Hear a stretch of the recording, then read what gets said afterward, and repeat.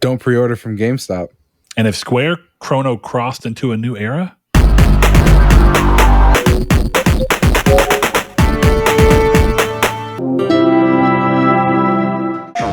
Hello and welcome to Triangle Square, the PlayStation podcast. I am your host, Brett Beck, and alongside me, back from his sabbatical, is the one, the only,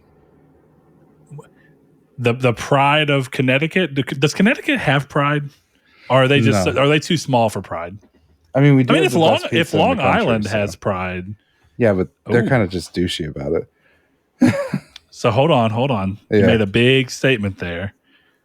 First and foremost, I'm joined by Chris Figs. Hey, let's get that out of the way. Sorry, Long Island. Chris, I'm glad you're back here. Oh, thanks, buddy. Yeah, I hope that work was fun last week. It was work. Mine was work too, and it was not fun. The great thing what is about fun? Last week, dude, is so we talked about the having Joe on. I was like, yeah, I have work stuff I could do. My corporate's coming in. They didn't show up, so that was cool. Good times. Yeah, that's solid. Well, I don't know if that's good or bad. Both. It's like a great way to spend my Tuesday. It's not having to do anything. Well, in an episode where we're apparently going to get into how Connecticut has the best pizza in the United States at the very least. Yeah, I don't know where pizza is prevalent elsewhere, to be honest with you. Never left the country. Going to work on that. But we're going to be talking about The Last of Us Part 3, or are we? We're going to be talking about some really downsides to apparently pre-ordering at GameStop when it comes to Resident Evil 4's Collector's Edition. Rocksteady apparently taking to heart some of the feedback for Suicide Squad Kill the Justice League, and look at Square and where their current situation is. But before we get into all that, Chris, Brett, I can't believe I'm going to say this, but instead of starting the episode with understanding what we've been playing and letting everybody know, I got to ask, what's the pizza situation in Connecticut? Connecticut just subjectively has the best pizza. Like, the people who know that I'm right. Well, the people who don't know are going to say, like, no, it's New York. It's not New York. And you don't get to claim New Haven because it's close to New York. It's not how that works. New Haven is in Connecticut. New Haven has the best pizza in the country. That's it. It's just New York hardos are going to tell me I'm wrong. I'm not wrong. It's Connecticut. So in looking at it, right, because one of the patrons and longtime listeners now, Kyle Grimm, talks about how he lives up in the Northeast and how pizza is just different from up there compared to the rest of the country. But with that in mind, are you kind of the viewpoint that Connecticut has better pizza because it's just inherently different, or are they just like perfecting what Northeast pizza already does different? Well, I just think Northeast pizza is really good. And then I think maybe it's all the ghosts up here. Okay. It's like all the ghosts of the different people who've cooked throughout the years? Yeah. You think they get in the sauce? We're a hotbed for like witch killings and ghosts and all this stuff. It's New England, man. Like we get ghost ectoplasm in all our sauce, and New England wins. Seasoning from the beyond. Yeah. Do you think that's why Tom Brady and the Patriots were so successful for so long? Yeah, Tom Brady's dead. You didn't know that? That's why he plays for so long. He's a ghost. He was literally a New England Patriot. He landed on the Mayflower and threw a touchdown. That's just how this happened. Yeah. Okay. Well, there you go. Plymouth Rock and all that, huh? In 20 years, when a new that was the first touchdown? Yes, exactly. Tom Brady's the one who saw the rock. That's such a fucking dumb joke. It wasn't. I guess technically Roanoke was the first touchdown, but you know what? It's close enough. All right. Well, one of these days I will visit the Northeast and I will try the pizza, Chris.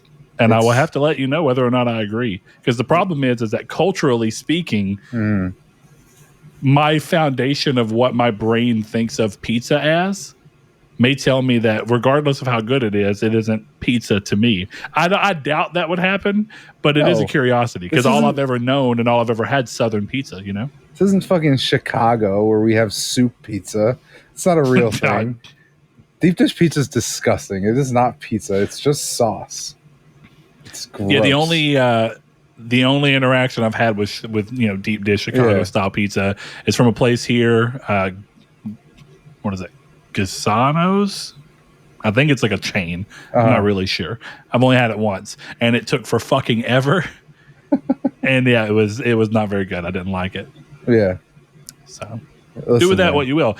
Interestingly enough, one of my favorite pizzas in town is New York pizza. It's what does that mean? Joe's Italian Pizza and Pasta, New York.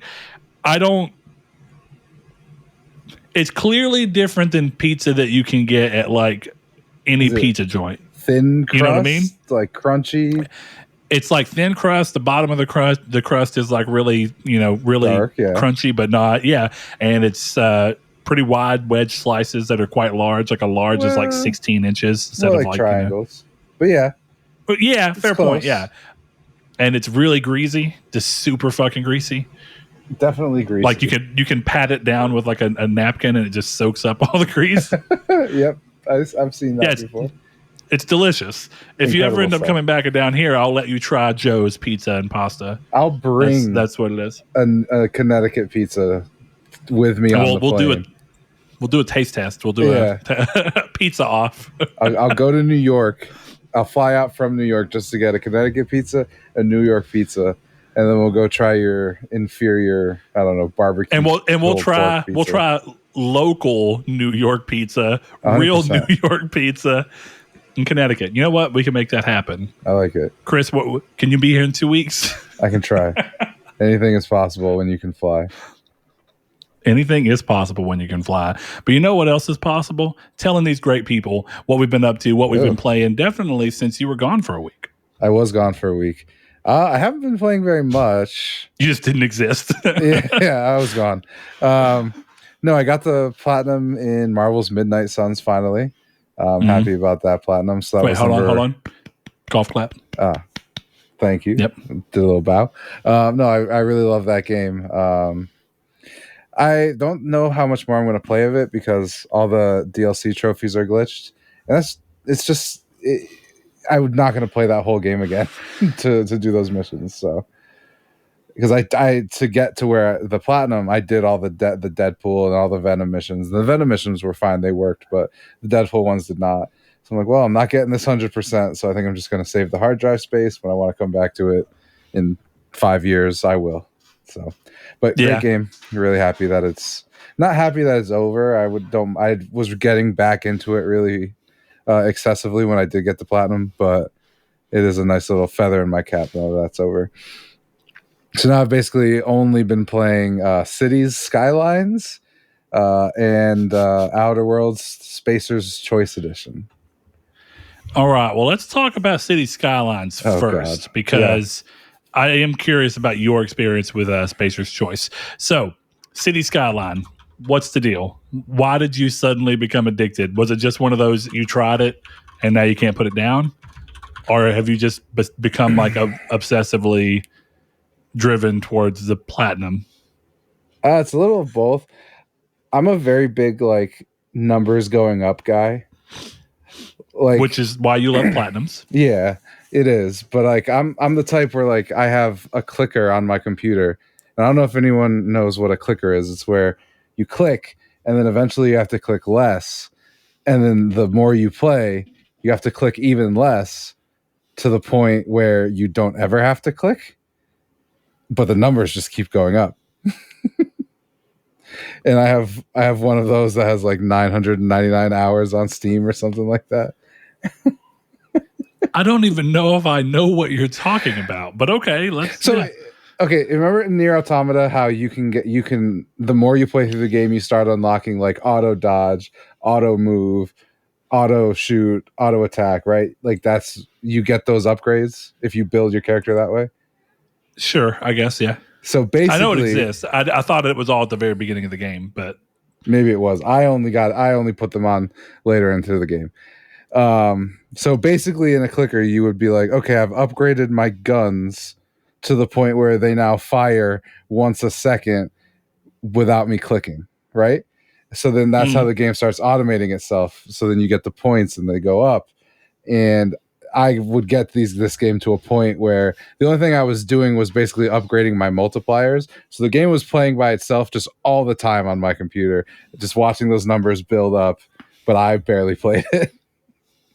And I love that game specifically for the numbers. And one of the things with City Skylines is if you play it right, the numbers go up.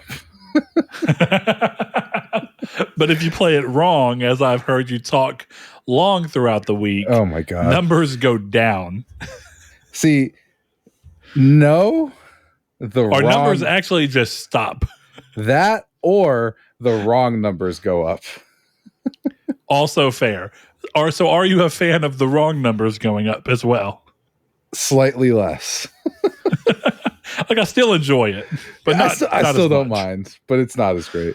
So no, it's just really fun. I really like the aspect of like building a city, trying to make it work. I'm just not very good at the minutia of the game yet, which is traffic and traffic and traffic and traffic is so hard. It's so hard to figure out because if you have like I have a coal power plant. But if the trucks take too long to get to the power plant with coal, then I run out of electricity. Then my whole city explodes. And that's been my battle so far. Is trying not to get my city to explode. Huh? Yeah, because specifically for the trophy part of it, I need to get to 100,000 citizens, and then I can start knocking out some of the trophies. But I haven't gotten to 100,000 yet, and I've restarted like 8 cities. I think the highest city I have is around 50, 60K. So just got to figure that little bit of traffic. But it's so much fun. Well, good luck to you. Thank you. I've said on the show I'm going to get platinums before. This is one that I really want to get, but I don't think this is a Sekiro situation. This is going to be like, I can't figure this out. I'm done. So in a game like this, the safe's coming, is that like a viable tactic and something you even want? I love how you're looking behind you, checking up on your city skyline. Hold on. Let me check my city real quick. My city's going really badly right now. It's just, there's no trash being picked up whatsoever. So this sounds like you're doing this entirely for a trophy. Then you're just going to save scum your way back to a good standing. Yeah. So there's trophies like the one I have running right now is have a 5% or have your citizens be taxed 5% less than your industries. So I'm letting that run. And then there's a trophy that's vice versa. And then there's stuff like have 70% of your city educated. So there's stuff like that. So I just made a save at 10,000 and now I'm just gonna knock those out once I get to a city that's productive. So basically every city I've done, I'll save at 10,000. But if I continue building onto that city and it doesn't get to 100K, the stuff I need to do will not happen at 10K because the city won't last long enough.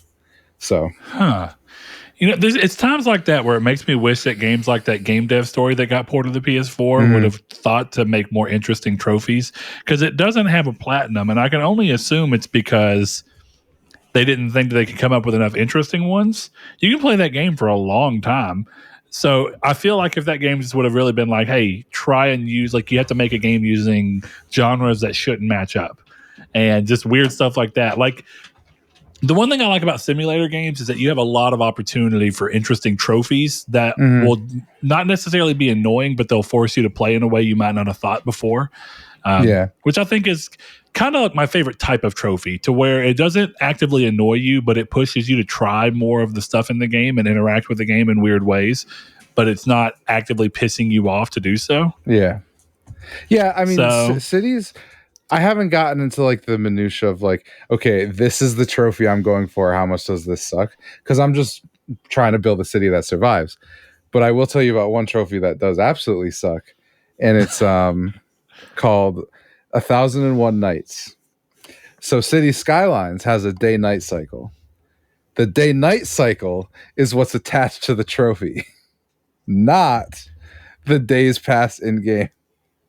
So the platinum takes, they said it's like about 150 hours of just letting your PS5 run so that it does the day-night cycles 1,000 times.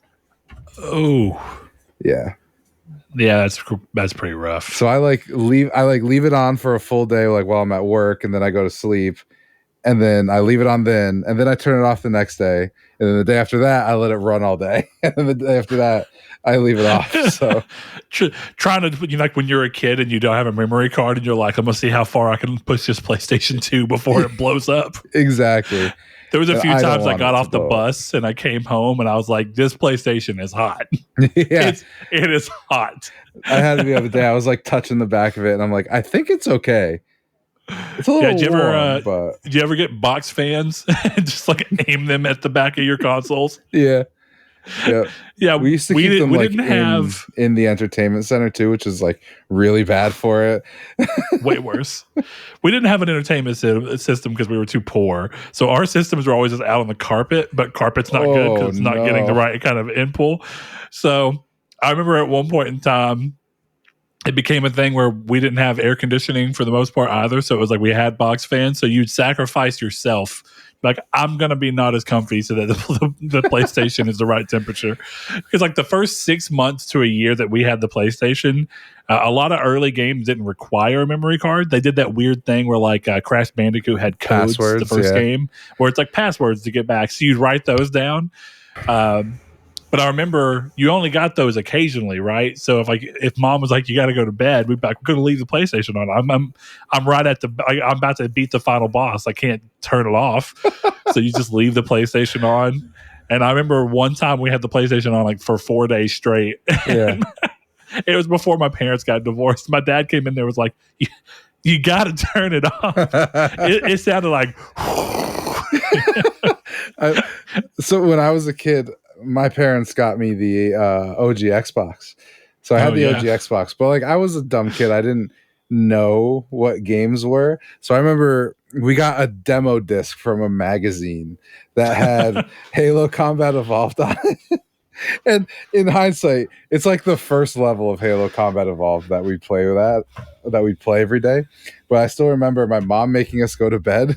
So we would like wrap a note around the PlayStation that was like, "Dad, please don't turn this off. We almost beat the game." Because it was a demo, it wouldn't save.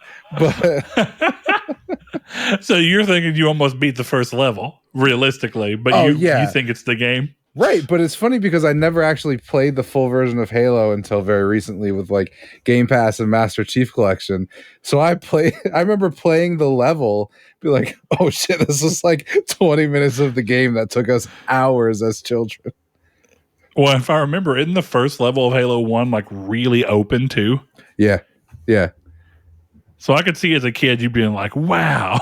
Yeah, there's so much to do in this mongoose or whatever it is. Man, that's crazy. Yeah. Old time gaming was fun, but you know what? Speaking of old time gaming, an old game by now, I'm kidding, it's not old at all. The Outer Worlds Spacer's Choice Edition is a remaster, yes, I guess, as far as you can say, of a not so old game in the Outer Worlds, PS4 game, Xbox One game as well. So what's been your experience? Because I know that there was one point in time where, of course, articles are from specific sites like PlayStation or Xbox oriented sites are trying to be like, "Oh, Outer Worlds Spacer's Choice runs so bad on PS5 that people want refunds." And it's like, "Oh, never mind, it just runs bad on everything." Or it's buggy on everything. It's not specific to PlayStation 5. So have you been having a lot of bugs out of it? Because I know you played the Outer Worlds when you fell in love with it long after launch. And after they had plenty of time to put patches onto it. The game wasn't incredibly buggy at launch as far as my experience with it either, but I'm sure it was only better. So has this been faring worse for you than your first experience, or roughly the same? Roughly the same on a whole. I think the biggest thing that I've noticed is like frame rate drops. And I know that the first day I played it, I thought the game had defaulted to fidelity mode because of how bad the frame rate was for me. And it was not. It was on performance, like 60 FPS mode. But it's not terrible. I don't think it's terrible. Like if I didn't love the Outer Worlds, maybe I could see it as something like, "Oh, I can't play this. This sucks." But just being back playing the Outer Worlds, I'm like, fuck yeah, this is awesome. This rocks. Let's go, Pavarti. It's kind of like your experience with New Vegas up until it got to be like literally painstaking. Because that game runs like ass. But anytime I go back to play New Vegas, I'm like, fuck yeah, you're playing New Vegas. Like it's a good time. Oh yeah. Until it's not. I don't think I could ever suffer through New Vegas like that again. I'm kind of glad that I don't know if I ever sent it in our podcast Discord, but did I send you videos of just how badly it was running? I think you've explained to me that it was like 1 frame per minute or something crazy at one point in time. Yeah, it was bad. Outer Worlds is nothing like that. The worst I've seen is like, honestly, stuff that feels normal as like an older gamer, but someone younger might not see it as normal. Of like, there's a big explosion and the frame rate chugs to like 2 frames. Like that feels like a normal video game thing to me. So it doesn't bother me. If nothing else, it's when you expect a game to chug the most. Right. So if it happens, it kind of just feels like, well, I already knew that was coming. Yeah. So it's not an issue. And maybe it's because I play a lot of PS3 games, and before my Cities obsession happened, I was playing Deadpool, and every time something explodes in Deadpool, it goes to like 1 frame. And so I'm used to it. It's terrible. And the loading takes forever in that game. You know what? I really do think that every gamer should occasionally just go back and play PS3 just to humble themselves. Yeah. Because PS3 exists in this really weird thing where you can see some of the DNA of where games are at today, like taking foot, but it's got all the worst qualities that you'd expect realistically. Yeah, it does. And so it's just like, oh, I love this game. Why does it take a minute and a half to do anything? Why does the game constantly is in 23 frames per second? And then if an explosion happens, it goes to -3 frames per second. I couldn't imagine how much faster I would have platinumed Fallout New Vegas if I was playing it on anything but PS3. If there was a way to platinum it on anything but right. PS3. Like if it was on a PS4, I bet I could platinum it in half the time. Because half the time is reading about Sunset Sarsaparilla bottle caps in the menus. Like while it's loading. That's like half the game. So yeah.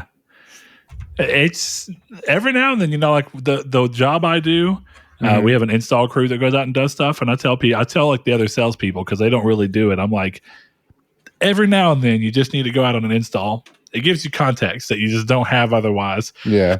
And you think to yourself, I've been on an install before. So you think to yourself, in this case, I've played the PS3 before.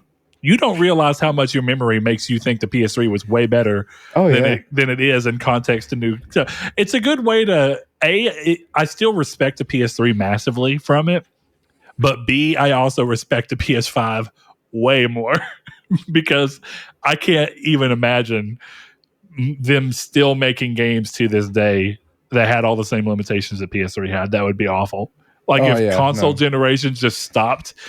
Oh man. I know that we've mostly done visual things, but even those visual things do make a big change in how you feel. Can you imagine, like, I'm so spoiled by 60 frames per second at this point that when I'm not playing in 60 frames per second, I feel it. And I'm like, well, hey, what is going on here? See, I might be an outlier in this whole conversation, but unless I see it works something on PS3 running, to be fair. Yeah, but for me, unless PS3 I see feels it running, like it fits. It does. It does. But if I don't see something running in 60 FPS, it doesn't bother me if it's not running in 60 FPS. But the second I see it, it looks like the game is running at half speed on 30 FPS. Because it is for sure. But like I played my little bit of time with Horizon Forbidden West all in 30 until I went to Texas and he showed it to me in 60, and I couldn't do it again because I couldn't stop seeing it looked like a slideshow after you see it. But before I can do it, so it doesn't bother me with PS3 games at least. Yeah, I feel. All right, man. Well, I'm glad that your experience has been good. One of these days, I want to make it back to that game because it's a great game. I mean, it's a game that I beat and did a good bit of side content in, but I did not conquer it the way you did. I didn't go for platinum. And then I'm doing it again. I bet you are. And you know what? I'm proud of you. Man, my week has been almost entirely VR focused. So I'm going to get those out of the way quick. There will be some VR talk this episode, but like last episode we had a big chunk and then we moved kind of more to a traditional episode. I hope that those of you who were able to kind of see where I posted used timestamps. There is more to the episode than PSVR. That is only around half of the episode, and the rest we still wanted to have for people who aren't interested in it. So to be quick, Horizon Call of the Mountain continues to surprise the shit out of me, and it's probably the most fun I've had in a Horizon game since Zero Dawn.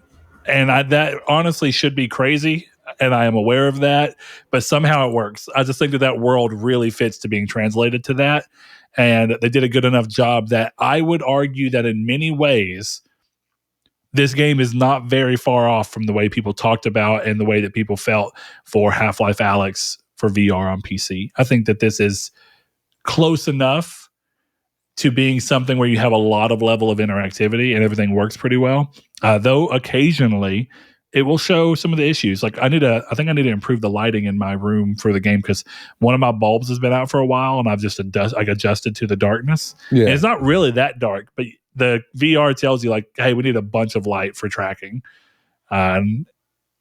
Most of the time it's not an issue, but every now and then when I get closer to the floor, like if I'm crouching or doing something, that's when I start feeling it kind of slip up a little bit. But still, now a game I want to talk about a little more in depth, Pavlov. I finally got around to trying Pavlov. I didn't get a chance to play it before the last podcast because we've been getting Windows replaced, and they're all replaced now. But of course, that comes with all the stuff around that. Pavlov is just multiplayer shooting, and dude, it is super fun. It's got a ton of different game modes. I played with one of our listeners and patrons, John Davis, and we were playing TTT, which is essentially Among Us. You get given roles as a trader or whatever or not. And that game has got such fun little things that pulls the PSVR 2's functionality in such fun ways. The PSVR 2 has a headset or a microphone on the bottom side of the headset. So when you're in the game, you have proximity chat. And the proximity chat, as you're talking, if someone's near you, your mouth in game moves to what you're saying in real life. And that's just a nice touch. And then the eye tracking is being used to where if they're not wearing something that covers their eyes, as they move their eyes, you can see their eyes move on their character model. And it makes things like the situation of trying to say who's a traitor way more funny because it's just like you can see that people look moderately suspicious. And I had some of the funniest interactions that I've had in gaming in a long time in that. Yeah, I've heard really good things about Pavlov. Pavlov is super fun. If you end up getting a VR, like you've kind of been teetering on, you've got to play it with me. The other thing to know is that, dude, Pavlov has VR multiplayer in general has this. It's got a great community. Not once did I run into anyone who was being a dick. Everybody was being fun, having a good time, saying crazy stuff because you're playing a game mode where the whole point is to try and trick people. Yeah. So one of my big takeaways is there was a guy whose name was Danishing Act. And I was messing with him because he was looking suspicious, and I was like, I don't trust the Danish. And he was like, I'm not Danish, I'm from Pennsylvania. But as he's saying that, he accidentally pulls, because you can buy items and people can't see what you have on your chest, but you can. And if you're a trader or one of those people, you can buy C4, and it'll sit on your chest, and you can pull it out whenever you want and interact with it, or you can set a timer on it. Anyway, he pulled out the C4 on accident while he was talking to me because he was trying to grab something else, and it was in his hand as he was saying it. So you just see him put that hand back, and another hand comes out with a knife and stabs me to death. And we're right around the corner from a group of a bunch of people. So it was pretty fun. Really fun time, really crazy time. I went in expecting to play for like an hour, and I played for 3.5 hours. There you go. That's what I like to hear. I think PSVR will be something that I pick up. Like if I can do something like Afterpay where I can pay it in 4, maybe I would do that. So yeah, I can see that. Well, if you get it, or if anyone else listening wants to play some Pavlov, it's something that's a little easier to make time for on the weekend, I think. But hit me up. I mean, I'm always down to at least try and make it work. Right before shooting today, right before the podcast, I decided that I was finally going to try Cactus Cowboys Plants at War. And let me tell you, that game is shitty in the best way possible. It's so bad, but also it's got so much heart. There's a training thing, and he went through and did like AI voice lines. Every voice in the game is AI generated, and it makes it so much more funny. But he actually went through and had like the PSVR 2 versions, like, you need to grab onto your PSVR 2 Sense controller. And it's just so goofy. They all kind of sound weirdly choppy because it's AI voice, so they also sound like it's almost like someone gave them an emotion and then that emotion never changes. It's just how they talk. But it's really fun and it's surprisingly difficult. Is it? Yeah, and the thing tells you to be wary that it's surprisingly difficult, but it's quite fun and it's got surprisingly solid shooting mechanics. And how you reload and everything. Like, it's got the thing where, just like in Pavlov, you've got to eject your magazine and then pull one up from your belt and put it in, and then pull the slide back. Right. So, like, if you're in a pistol, you've got to pull it back. It's pretty fun. So, for an absolutely free game, I kind of love it. I watched the trailer for that game, and I can see why it's funny or why it's fun. It seems like you have to buy into the meme a little bit. Oh, really 100%. But I'm glad you said that, because the game starts with a kid playing Cactus Cowboys on his computer, flat screen like a normal thing, and his grandpa comes in and he goes, "Are you winning, grandson?" And he goes, "No, I'm just playing Cactus Cowboys. It should be better if they brought it to VR." So it's like the game's super aware of itself. And the story framing is that this kid who's playing this modern game is being recounted the C-Day invasion on Cacti Island of the bugs choosing to go to war with them. And so, like, every mission is like him telling a story to his grandson. That's really ridiculous, but it's funny. So, and then lastly, Hogwarts Legacy. I finally got back onto it after literally not playing it for 2 weeks. Yeah. So my biggest takeaway for PSVR is it has literally, I have only wanted to play VR since I've gotten it. And this sounds a little crazy. I'm pretty sure at this point I have played more PSVR 2 than I did PSVR 1 the entire time I had it. And I bought it day of. Really? And I only sold it 2 months ago, like around Christmas. Huh. That's great. I mean, that says a lot about the way PSVR 2 must feel better than PSVR 1, right? Way more comfortable, way more interactive, almost none of the weird tracking crap that you just hated. It's nice having vibration in not only your head, but on your hands when you didn't have it. The adaptive triggers are great. I think that most of the way let me tell you this, I could never play a PSVR 1 game for more than an hour without just getting physically sweaty and gross to a degree. Yeah, like a problem I had is lens fogging on PSVR 1. Like, if I'd play and I'd do anything that got me even slightly worked up, the lenses would get fogged up and I'd have to take it off and clean them.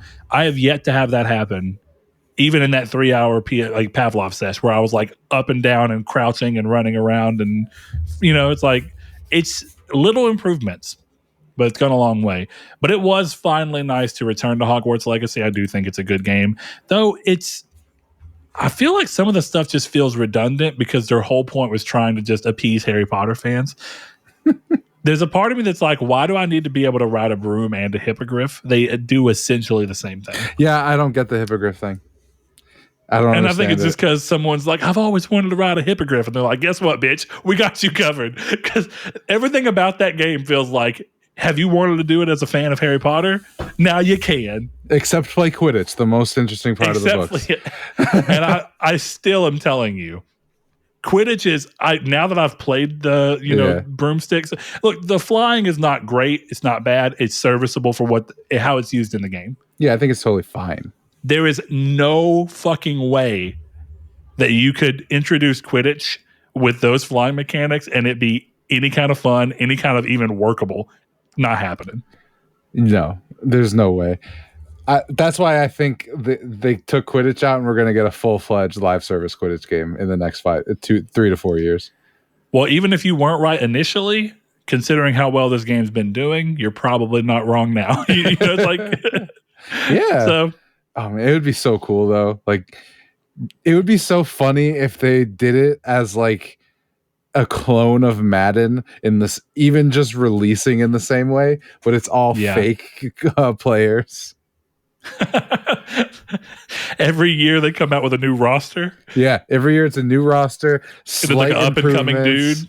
Certain people start retiring out as they gotten too old and they're graduating. They start having trailers and it's just, who's the cover athlete for Quidditch 24? That actually would be pretty funny. It's like Jamie Dingledorf of Hufflepuff is the cover actor for.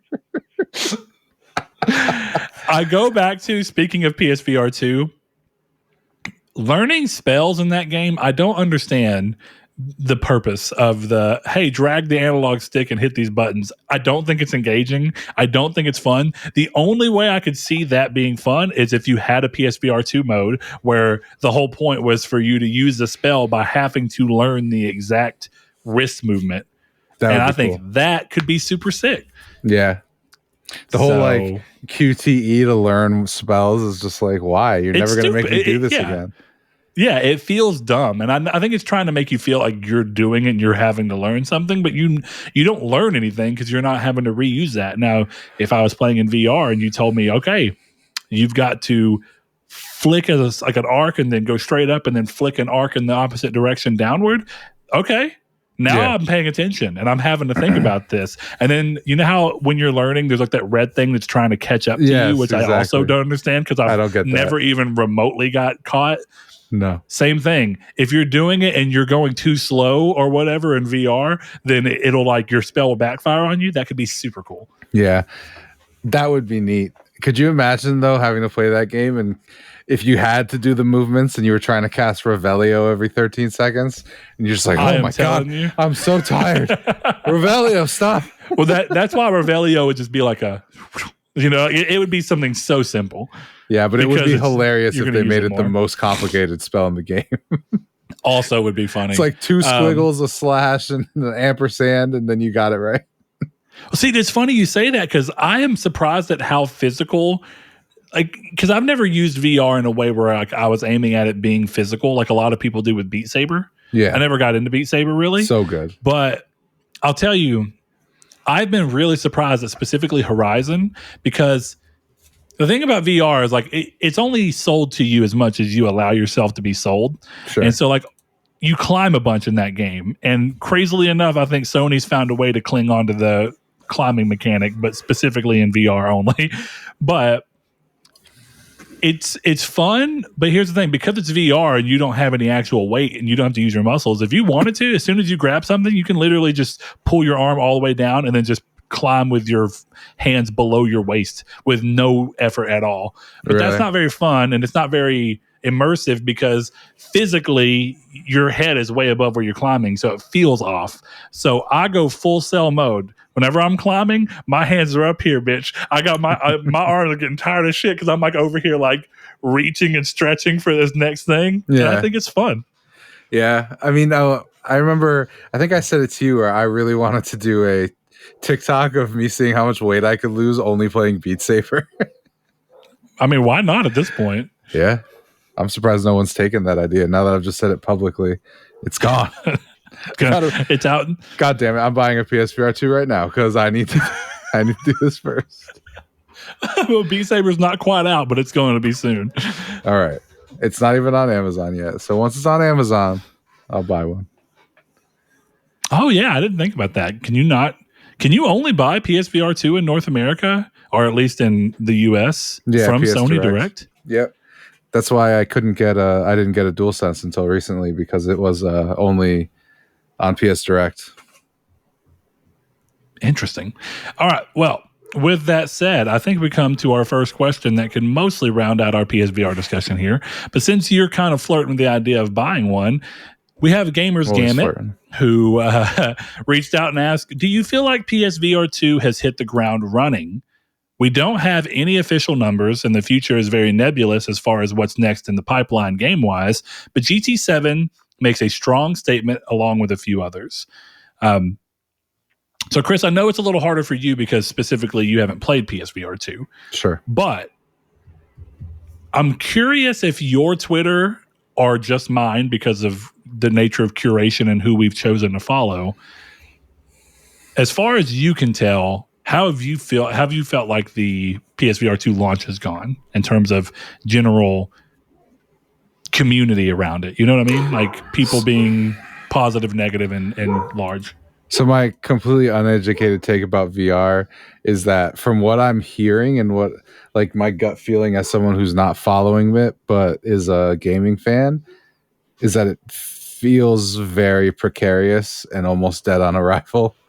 But I don't know or believe that that's true, but that's how the conversation feels. Because it feels like it didn't sell.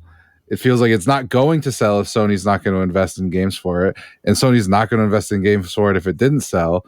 And then it didn't sell. You know what I mean? So it's that circle of how the Vita died and how the PSP died and how... I get where you're coming from. I think the weird thing, and this is also true of Vita, though, to be fair, I think the weird thing that we're kind of dealing with, or me and people who are super into PSVR 2, is that because of the fact that we're interacting with it or whatever it be, I feel like PSVR 2 has gone overwhelmingly great, and people are talking about it on Twitter and stuff, but that's because I'm in a bubble of what I've opened up to and what I've put out there. So I think the problem is we're both in bubbles. They're just different bubbles. I think your bubble is almost devoid of people who are really playing PSVR 2 or enjoying it. And my bubble's almost entirely full of people who are like, this is way better than I would have thought. And I've seen a few people be like, oh, it's good, or oh, I ended up buying it and it's collecting. I played it, once or twice, and it's now collecting dust like everything else. Yeah. But I've seen a lot of people be like, I've never used VR this much. Well, and here we are. So I think that somewhere in the middle has got to be the truth, and that it's probably doing okay. And Sony clearly has their own thoughts, as we'll talk about a little bit down the line. But I guess I should be clear in my criticism in quotes is it's more I've never heard that the unit's bad, but like as someone who's following it, right, I haven't heard any games announced for it that sound big, like I haven't heard Sony, you don't have rumors of Sony investing in a big title. You don't have a lot of stuff that makes you feel like, okay, they're investing in this heavily. It feels like a lot of like, well, Sony wants to be at the forefront of VR, so they'll kind of pay through it, and then, but you don't hear anything of like, this is how they're investing in it, and this is what they're doing with the tech. Like there's been nothing like Half-Life Alyx is coming out, or you're not hearing like whispers of Ghost of Tsushima 2 having a VR mode, or Wolverine or Spider-Man, and it makes me wonder as someone outside of it, like, are they really going to put the money to make this successful? Less about is the quality good, because the quality is great, but well, I guess I meant in the terms of sales, right? Because you were talking about like it feels like it's dead on arrival because like nobody's getting it, but it seems to me, again, in that bubble, that a lot of people have bought it and ended up with it, but that's not truly indicative of anything because it's a small section of the internet that I'm being fed. Right. That lines up with my interest because it's how the algorithms work. And since your algorithms have never really been pointed towards VR content, there's no reason for you to have that same viewpoint. Sure. It's also just industry. I mean? There's a little bit of that industry knowledge, right? Of if the PSP was a failure doing 80 million units, then what is the PSVR? How can they justify paying what they need to pay to make an interesting title for VR if it's only selling 5 million and that feels, you know what I mean? That doesn't feel enough if there's failures of 80 million PSPs and it's like, this wasn't that great. And then Vita sells however much it sold And it's like, well, we're never doing that again. And if they're never going to do that, when I know the Vita sold more than 5 million, which is what the PSVR 1 did, it's like, so why would I expect them to invest? And if I don't expect them to invest, why am I buying? And if I'm not buying because I don't expect them to invest, they're not going to invest. So then I'm not going to buy it. You know what I mean? It's just the circle of how these things die. And that's how I feel about VR and what the sales are showing me, less about the quality or anything else. So it could be the best thing in the world, but just if no one buys it doesn't matter. I think a few things are happening there because I think your points are pretty reasonable. Like, I understand where you're coming from, but at the same point, I do think that while outside looking in, it looks odd for PSP at 80 million to not necessarily be a breakaway success. It was successful enough for them to want to do PSVR 2 or PS Vita rather. And then PS Vita did like 18 million, somewhere like that, 14 million, something to that degree. And you think, well, PSVR 1 didn't hit that. Why are they doing this? I think part of the difference is that the handheld business was well established by the time that PSP was coming into play. And then by the time Vita was coming to play, it was really well established. And Nintendo slipped up out of the gate. And so Sony feels like there's no reason they shouldn't have been able to climb if there was going to be able to be that. It really helps that VR is nascent because I think that they get to set expectations more in line, and that comes in place of how much money they're spending on the games. I also think people don't realize, I think VR development is just cheaper because people kind of understand the high risk, but also seemingly high reward for being a well-made and, beloved Vita or VR title rather. Which also true of Vita, though. There was a high risk to develop for the Vita, but if you could get out there and people fell in love with it, you actually made money on Vita as a developer. Now, whether Sony did is a slightly different thing. So I think we're too early for Sony to really have a thing like that, but I can definitely understand the hesitation. And some people seem to think, like, when Joel was on last week, he seemed to think that PSVR 1 kind of did that. And I don't feel that way. I feel like PSVR 1 was supported fairly decent, like not crazily, but pretty well by Sony all the way up until PSVR 2 talk started being really prevalent. But because you think about the launch games and then you think about Iron Man coming out in like 2021, 2020. That was 4 years after release. Yeah. Yeah, Blood and Truth also like 3-4 years after release. You had, even up into 2021, you had PlayStation State of Plays that were geared towards PSVR content. So it wasn't as forgotten as the Vita, if that makes sense. You know what I mean? Sure. Like, I guess as quickly dropped and abandoned, considering how much more niche it was. Maybe this is a very weird conversation because this is entirely subjective, right? But Fair. Nothing you said to me. Okay, so let me actually rephrase the question, right? Iron Man VR made for controller is probably like a 4. As someone who's played it, it's probably like a 4, right? So am I really going to invest $600 on a game that, outside of feeling cool flying around, isn't very good? Because I think, to me, again, my personal opinion, that's how I felt about Iron Man. The whole selling point was that I was flying around shooting shit as Iron Man. But if you put that game on a controller, I'm not having fun.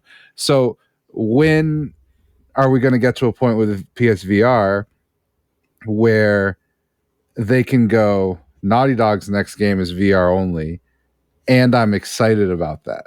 That's where we have to hit a crossroads with VR for someone like me to not want to kill myself the second I hear Neil Druckmann and Naughty Dog are spending the next 5 years of their life on a VR exclusive title, right? Like, and that's the big hurdle for VR, and what scares me off of it is I can't see a time or a place where I'm ever excited for that news personally, and that's a big crossroads. I see where you're coming from. I guess my last statement here will be that there will be occasional games like Gran Turismo 7 where it makes perfect sense for it to be just as fun on controller, or still very fun and good on controller, while being just as fun, if not more fun, on VR. Those games will exist. And I personally think that while it wouldn't be an amazing game, Call of the Mountain would be a fine game, in a fine first-person interactive sim on PlayStation 5, free of VR. But ideally, with the inherent nature of what VR is, if you're really using VR to its strengths and what it's good for, it shouldn't be good on a controller. It should be something that's only inherently good because it's built for the strengths of what VR offers that flat panel gaming doesn't offer. Now, interestingly enough, that Gran Turismo 7 is a very strong selling point for a lot of people, and it's a game that's just as good, in my opinion, on flat panel. Actually, I think it's better on VR, but very good on flat panel. And weirdly enough, a lot of people are acting like Gran Turismo 7 went from being a shit game on PS5 to in PSVR 2, it's suddenly the best game ever. That's more like on the journalism side. Like Danny O'Dwyer was like, that game sucked on PS5. This is paraphrasing, but he was basically like, that game was awful on PS5. But now that I'm playing it in VR, the extra layer of immersion somehow makes it a good game. I'm like, no, what the fuck does that even mean? Well, like, Danny Dwyer's an idiot. I don't know. I guess your point is right. Like, a VR game should be best in VR. I guess in my head, I'm thinking, translate exactly what it is and make it playable and run and fun is the only word I can come up with as a superlative on flat panel. And if they don't hold up, I don't know what I'm trying to say. All I was really trying to say is that I don't feel like there's any real, like, nothing that's coming out on PSVR we're going to look at the end of the year and be like game of the year. It seems unlikely to me as well. Right. And maybe before their eyes, because it was previously limited to PC only. Sure. And so it's bringing up, and it's a very beloved indie title. So new audience, new people, only on that hardware as far as we can tell. So that might happen, but I get your general stance is that it's going to be few and far between if it happens at all, ever. Yeah, I'm just waiting for, I don't know. The point I was going to make is really dumb because I was going to say, like, give me something that's more exciting to see in my library than Kayak VR, you know? Like, which has sold incredibly well. It looks awesome. It looks awesome. But like when you're talking to me about a game, just saying, "Hey, you play that Kayak VR?" That sounds like a game that exists in my job. Fair enough. All right. So we're going to go ahead and move into the community's take. If you listened last week, you'll know that the community's take was based off of the fact that LeBron James is getting his own special edition PlayStation plates and controller combo. And with that in mind, we said, with LeBron James special edition coming, Ragnarok and Hogwarts getting only limited edition controllers, what is the one special edition console or plates controller combo you'd like to see PlayStation put out for PS5? Can be from any game, modern or legacy, or borrow from any PlayStation system style or library. What design would you be buying day one if you saw? And we got a lot of responses. So we wanted to shake it up. As you know, we put the community's take out. We ask it, excuse me, at the end of every episode, we look back at something we talked about or something new that's fun, and we ask you guys, and we go over your thoughts on the next episode. So if you want to be part of that, head over to our social media. Twitter is at Triangle SQRD. You can find us in Facebook or on Facebook in the group Triangle Squared, a PlayStation podcast, or you can go into the description on this, whether you're watching on YouTube or listening on your favorite podcast service, and find our Discord where you can be joined in. We have a dedicated section for the community's take for you to put your answers out there for us. Patrons who went to patreon.com/Nartech and gave as little as $1 per month, get preferred reading. But if we see some people that we haven't heard from, we like to try and shake it up and get some different perspectives, different people in, or get different answers if too many of the patrons' answers are similar or whatever it be. So with that said, Matt Green, one of our patrons, says either some competing games like Mortal Kombat versus DC, Mortal Kombat on one side with DC on the other, or something steampunk like The Order. And he is a fellow lover of The Order.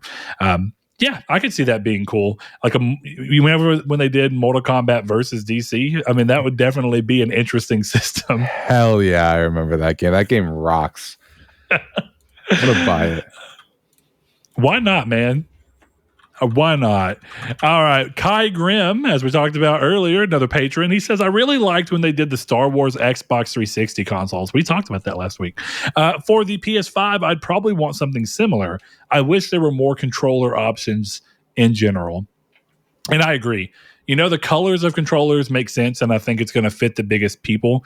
But I find it really interesting that we're only getting controllers for the occasional game. I would have thought the first controller we would have saw would have been a Horizon controller, and we didn't get one. No Spider-Man Miles Morales controller, no Ratchet and Clank controller or plates. It's just like, what does it take? How big of a game do you have to be on PlayStation for them to be like, yeah, we'll do a controller?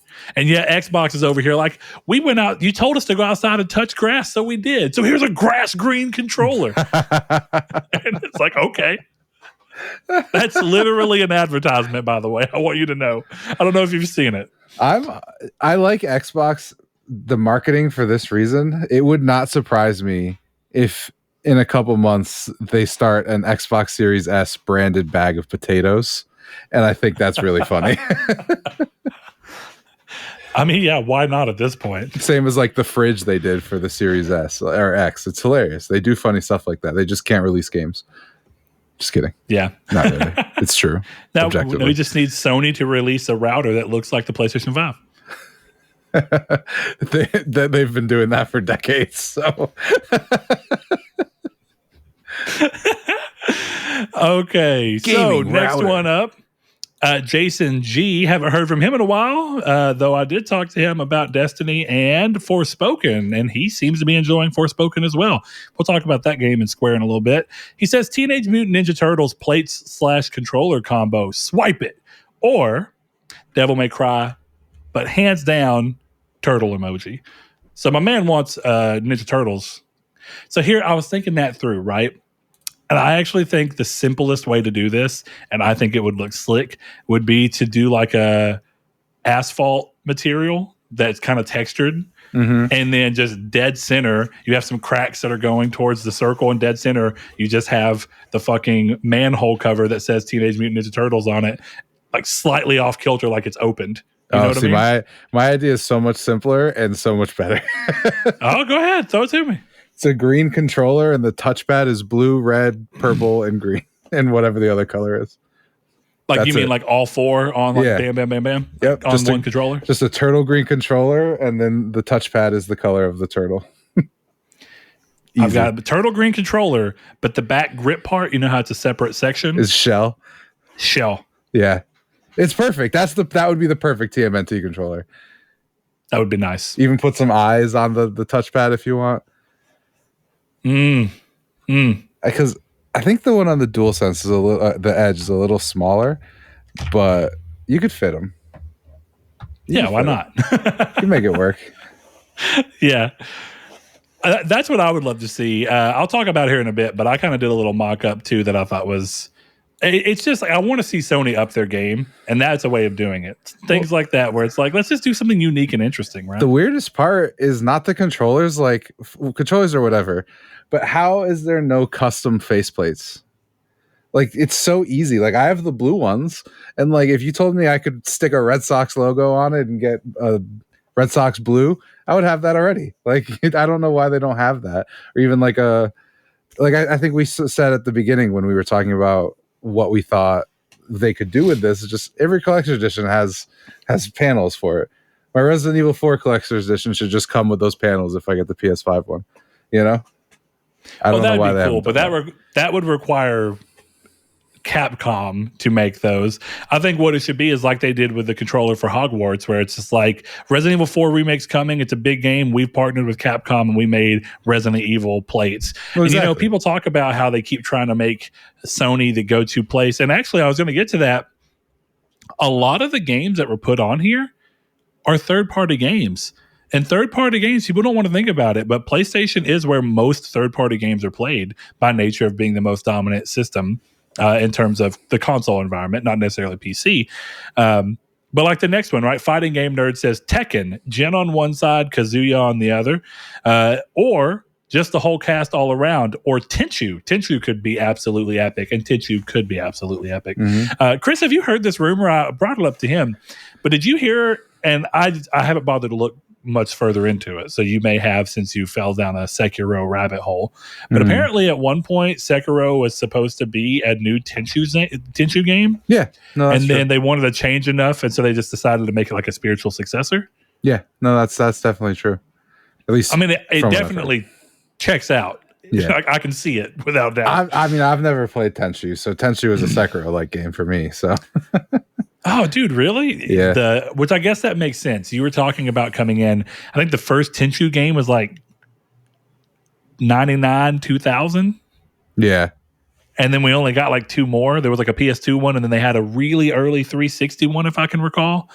If even that, it may have just been an original Xbox game. It's more of what I said at the beginning of the show. Like, my pedigree with PlayStation starts like PlayStation 3 era.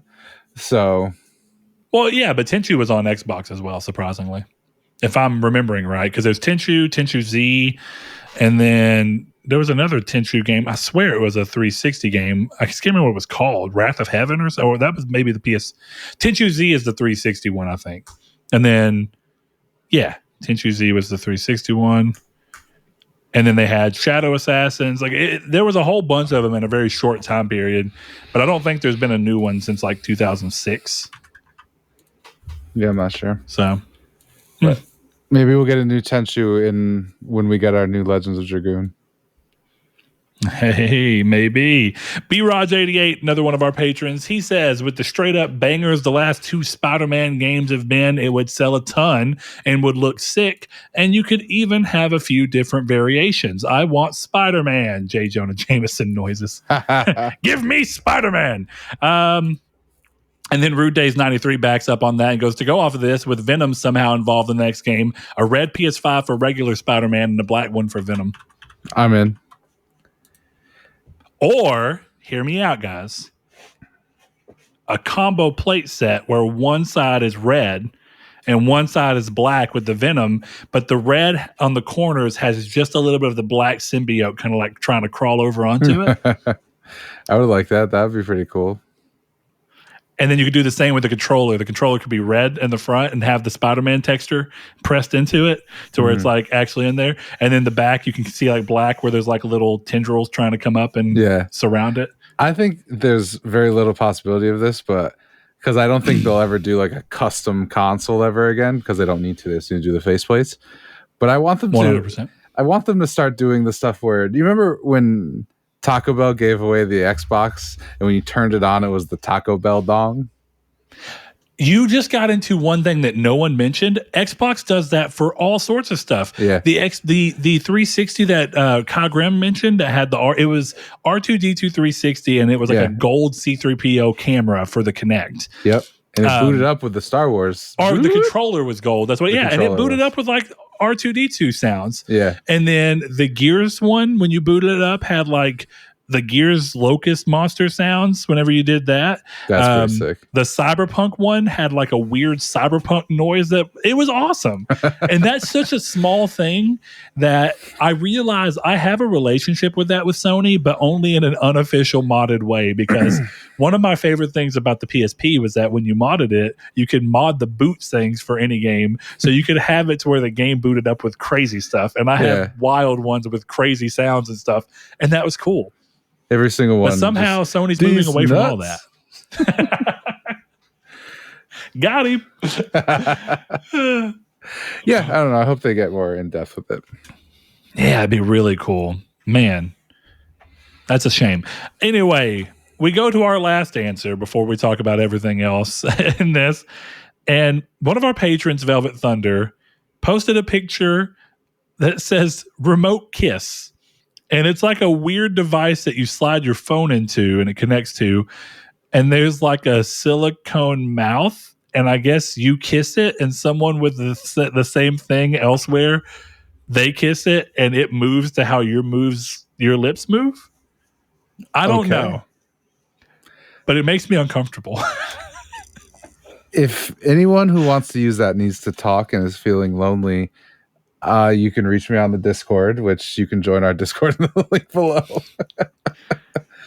The problem with this don't buy it. Is that someone's already sitting there like, wait a minute, remote kiss? We can do so much more. A remote blowjob. What if it was like a portal gun inside? So you stuck your dick in and it's actually her on the other end. Oh man, this is terrible. This is so bad. Oh, vile. I love that. Absolutely vile. Yeah, no, this makes me uncomfortable to look at, and I probably will end up posting this picture somewhere else for more to see because Just overlay it. Put it in the video. Just superimpose. I'll put it a timestamp so you know where to impose it. So, Chris, since you were out, what would be one of your go-to make you excited right now besides your Red Sox one? Do you have a go-to in your head of you'd see it and you'd be like, holy shit, here we are. Let's go. Persona 5. Oh, okay. P5 Royal. Yeah. So what would you want on it? Like what would your since we're talking, what would your dream design kind of be? Honestly, for that, you could go really complicated and have all the Phantom Thieves on that. I would just want a red PS5 and in the center is just an unopened invitation. That's it. That's it. That's all I need.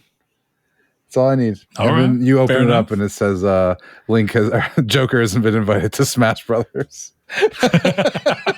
So it's like a physical piece of paper that you can open.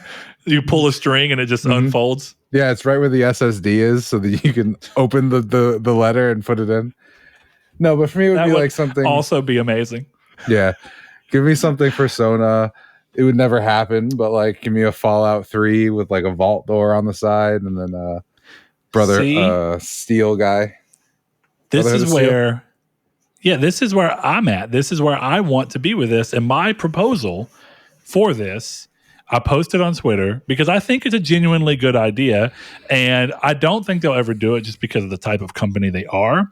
But I don't know if you've ever seen these things where they're like Shadow Drop, I think was the name of the site. And it's where you pay for something. And as long as it hits enough sales, everybody gets that same locked in price because it's based on the fact that enough people bought it for them to be able to contract with the company to make a batch that say Shadow Drop that are at a significantly cheaper price. So it's that concept of having people prepay for something, but there's kind of a saving grace to it. So my thought process was to have Sony say, essentially, you do drops once a quarter, however often it be, of plate/controller combos that are prepay before they ever even go into production. So they're pre-order and you prepay upfront. The money leaves your thing. All the risk goes out for Sony. And they use legacy IP as the focus for the design. So they could still do new ones that they release as part of their thing and they mass produce them. But then they can do runs where, hey, we'll make as many as people prepay for and we'll only make that much. And it's I think that it's a good way to go. And then you could take legacy IP that people love, but Sony doesn't necessarily want to do anything with. And you could be like, all right, here's the Order 1886 PlayStation and controller combo. All right, bam, they are. All right, now we're going to do third-party games that people loved on us. Here's a Persona 5 plate combo, and we've worked with Atlas. All right. Oh, you played Fallout on PlayStation? We've worked with Bethesda. That might not happen, but it would be cool to be like, we've worked with Bethesda, and we have the Fallout 4 vault opening on the side. You're muted, by the way. Yes, Deathloop. Yeah, Deathloop. So that's what I mean is why not keep going? You talked about like Legacy, Legend of Dragoon. Why not do that? I would pay for that right now. It's like, dude, make a God of War, like classics God of War style plate setup. Mm-hmm. And charge me make a Resistance style setup. And that's what I mean. Make it expensive, but to me, partner with people from the original developers who did the art, or go find the original artist, partner with them, pay them to do it, and you make it like this kind of exclusive feeling art thing where everyone who wants one has an opportunity. They're not limited, but they do, that way you can be like, here you are, we've worked with the original artist and came up with a cool design that we think celebrates this game. And I think it has a secondary effect of helping them look like they actually give a shit about their past in a way that I feel like Sony's not done a great job of since PS5. Yeah. They were doing really good at it beginning of PS4, and then it kind of just started to peter out. And I know that they're trying to do that with the PS Plus stuff going on. And I just think it's too slow. So this is a good way to celebrate that, not be out of any money. and come up with cool designs. And I think it gives you something. No one else is doing this. People look at Sony and go, well, why aren't you just letting people custom make their own things like Microsoft does? And you just go, well, Sony is coming up with drops for celebrating IP that they love. And maybe you go through the office and have Shuhei pick a game that he wants to do this. And this drop this quarter is from Shuhei. It was his pick. And they worked with the Legend of Dragoon artist and they came out with the Legend of Dragoon thing. All right, cool. Next week, we went to Ken Levine, and Ken Levine was like, let's make a BioShock Infinite, our original BioShock. Let's make one for Rapture City, Yeah. What I think would be the coolest way is to be like, here's the Naughty Dog collection, here's the Bethesda collection, and then do it like Fortnite skins. You got a month, and then they go away forever. Like, that's how I would do it. I would like that, but are you still saying like prepay though? Like where you just put them out and say, here they are? I think it'd be more financially viable for them to create the want to keep up and be like, what are they going to announce next if you only do one game at a time? I'm thinking like the Naughty Dog collection would have like Jack, Nathan Drake, Joel, and Ellie on it. You know what I mean? Sure. Like it would be like a collage of their stuff, rather than, the Last of Us one and it's a Fern or whatever the hell they have in that game. Yeah, Fern. So like celebrate your developers and the people around you publishing. Like, here's the Final Fantasy one, and it's like a cool art thing of Final Fantasy 1 through 16 on it, and like showing the different art. The stuff like that I think would be really neat. Yeah. Either way, I think that they could do something more, and I'm excited to see them eventually do that. But I'm also curious if they're going to try and keep the plate design the same for any Pro or Slim console, so that they can. Anything that they do, they don't have to redesign. It's like all the plates are just interchangeable between all consoles. But then it makes you wonder, like, how much can you really do a slim PS5 if all you can do is make it thinner? Because you can't make it shorter at that point. Yeah, they have to. Maybe they'll commit to it with the PS5 Slim, just so I have to buy a Slim to get my Persona faceplate. You know what? Them devilish bastards might just do that. Well, honestly, a little bit of a tangent, but I think it would be more likely that we get a Pro than a Slim, strictly so that they don't have to change the design, because I think the design is pretty purposeful for these plates to sell them. So, yeah, and I would agree if they'd actually been doing anything of value with the plates. Yeah, that's also valid. They're hardly ever in stock, and not because everybody's buying them, but just because they don't seem to make very many of them, and they just kind of go, okay. Yeah. So either we have the problem of feeling like our perception that people would buy them a lot is way off base, or Sony just doesn't see the value of it, so they're not doing it at a large enough scale. But I would argue that looking at Sony's sales of just the color-based plates is not indicative of what would happen if they actually made interesting custom plates. Right. And definitely considering that the colored plates are $50. Yeah, like people would buy a Call of Duty Modern Warfare 2 plate to go with their collector's edition 3 days for early. $70. Yeah, dude, make it $69.99, same price as the game, and it would happen. That would, if it was actually interesting and unique and not just a color, it'd be way more likely for people to do it as a like buying on a whim, like an impulse buy, than being like, oh, I'm going to impulse buy a $50 blue plate. Like, that is technically what happened with me and my Galaxy Red plates, but it took me months of being like, oh, I guess they're not going to do anything more interesting, so I'll settle. That was literally it. I gave them like 6 months after they announced them, and I was like, nothing for God of War, nothing for anything. Okay, I'll buy the Galaxy Red one. Well, and yeah, that's how I got my blues. Is I was like, the Galactic Purple was out, which is the one I wanted, and it's like, oh, we don't know when they'll come back in stock. And I was in the mode that I needed to get new plates, and I wanted new plates, so I went with the blue. Part of me wants to just use the white ones and see if I can come up with something like custom make something onto it, or custom print and lacquer, or do something you definitely onto it. The like dip painting shit people do. Yeah, I mean, you could definitely do that, but I'd want to do something like complex, like maybe smooth it down so that I could lay stuff on it and lacquer, coat it up, and then apply texture on the outside. That'd be cool. Who knows, though? Maybe one day, do a big scan of it and just 3D print. Get a scan of it and then 3D print what I want out.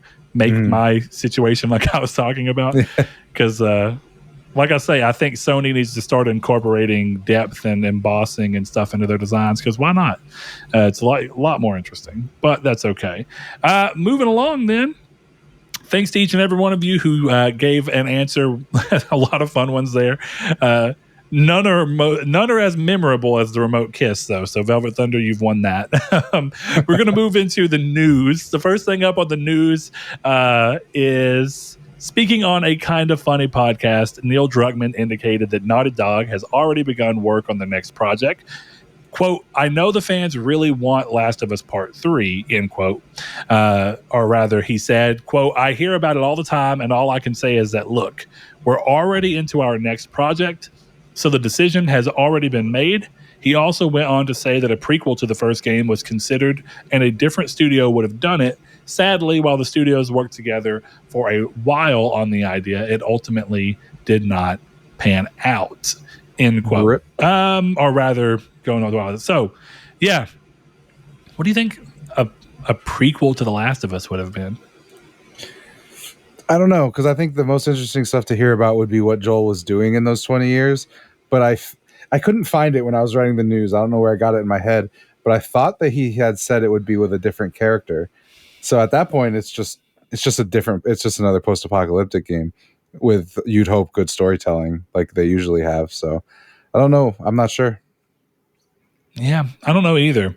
That's kind of my thing. Is originally I thought that The Last of Us moving forward would be different characters, but since they kind of burnt that, feels like doing a prequel with different characters now would feel like, well, why didn't you just do that with the sequel too? And I like the sequel, so that's not me saying that. It's just, you could have avoided, and I was like, they should have made what they wanted to make. Mm-hmm. But you could have avoided a lot of the flack that happened from that decision by just doing different characters. But at the same time, it is a far more visceral reaction because of the love you instill for those characters in that first game. So, yeah, I mean, I think I said it during our spoiler cast, but I still maintain the best way to have done the trilogy would have just been part 2 was you playing as Abby in a world of The Last of Us style thing, and the ending was her doing what she does at the beginning of 2. That would have been fucking awesome. Yeah, I think it'd be interesting to see really a lot of that. But I also still really like the game we got. I think the most common criticism that I honestly agree with, and I think it's where you and I agreed on the spoiler chat, is that realistically, I think it's just a way that they went about organizing the story that they had. Yeah. I don't think there's anything inherently wrong with the story. I think that there's reasonable complaints to be made about the pacing and the way in which they chose to give you this information. But I still enjoy the game and look forward to replaying it soon, because I still don't have the platinum, so might as well go back and do it. Get her in there. Make sure you do it on New Game Plus. Before we head into the next news thing, we'd like to remind you guys that if you like what you're hearing and you're on a podcast service that lets you follow us. If it also gives you the opportunity to rate or review us, consider doing that so that people can know whether or not we're worth their time. If you're on YouTube and you're watching, consider hitting that subscribe button if you like what you're seeing. That way you can always be alerted whenever the new episodes come out. And if you ever have anything you want to talk to us about, just go down to the comments below and let us know. We appreciate the opportunity to hear different sides, different perspectives, and to learn more about things that we say on the podcast that sometimes we don't have a very good grasp on because of plenty of things, just like what happened with Landis. So we appreciate that. Like having fun conversations in that. And of course, if you want to have more day-to-day conversations with us, you can hop into the Discord and mess with Chris about the fact that it'll be 20 years before he gets the City Skyline Platinum. Oh, now I have to do this. I'm knocking it out. Oh, I know. I'm taking a vacation at the end of April. You'll have like 3 weeks. In 3 weeks, if I don't get a 2 a.m. here's the platinum message from you, I'm going to be disappointed. I'm going to be disappointed because that means I've been playing this for 3 weeks and I haven't started Resident Evil 4 yet. Oh, speaking of Resident Evil, that goes into Capcom, and Capcom have given us a date on when Monster Hunter Sunbreak comes to consoles, or rather to Xbox and PS4, since it's already on Nintendo. The DLC will cost $39.99 and will release on April 28th, 2023. So not too far off from the initial release and just about a year out of that Nintendo contract. So if you were excited and you enjoyed Monster Hunter Rise, you got more coming for you. I've not actually gotten into the Sunbreak content, but I hear that it's quite good and more difficult, which is interesting because I do think Rise is a very easy game for Monster Hunter, which is great for people like Chris who bought Monster Hunter Rise, but I've yet to see play. I played an hour or two. Did it do anything to change your opinion on Monster Hunter? Yeah, I think it's fun. I've been playing with the dual blades. I did a bunch of quests. Listen, I want to make this clear. If Blake had never posted the trailer for City Skylines 2, I never would have started City Skylines, and I probably would be halfway through Monster Hunter Rise.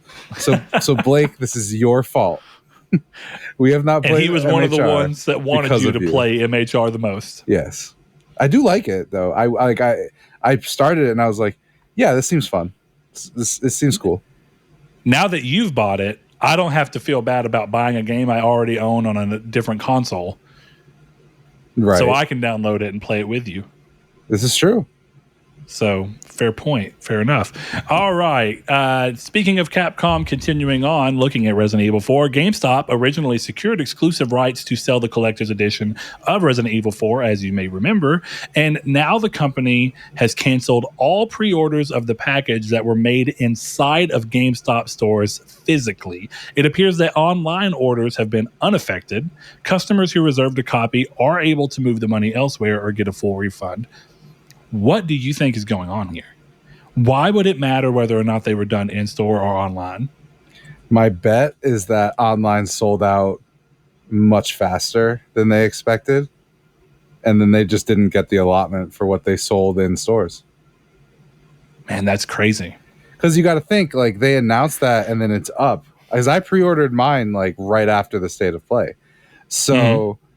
you'd have to imagine all the orders came in after that State of Play for people rushing to get the collector's edition. And then the next day, people went in store. And by the time they got in store, they thought they had enough, but they didn't. You know? Well, that's the purpose of allotment, though, right? You know, allotment is supposed to be these are allotted for online sales. These are allotted for this store, this store, this store, this district. And that's kind of how that was in the past. Now, it definitely could have changed up, but this is definitely a big blunder. It's happened plenty of times before. And it's not something that's fun to have to deal with. I pre-ordered one of the Majora's Mask new Nintendo 3DSs, and Best Buy had to cancel a huge chunk of them because somehow their system had a number greater than what their actual allotment was, and so they sold a lot of them that they were not able to fulfill. But they sent out $50 Best Buy gift cards as a, hey, we're sorry for our fuck up. Here's kind of like, we've refunded you your money, and here's a $50 Best Buy gift card in addition to that. Yeah, I guess the one weird thing about this situation, and I don't think GameStop can afford that. No. But the weird part about this situation and even that situation, right, is obviously that I understand that collector editions are more expensive to make than box copies. But like, yeah, of course, if you've sold them, just make more. Even if you have to say like, hey, listen, we'll refund this, we'll transfer it to another game, or you can have your collector's edition copy a month later. But you're in a reprint phase. This isn't like something like the Firefly edition that was like a numbered limited edition kind of run. No, I highly doubt my Leon statue is going to come with like a 0078.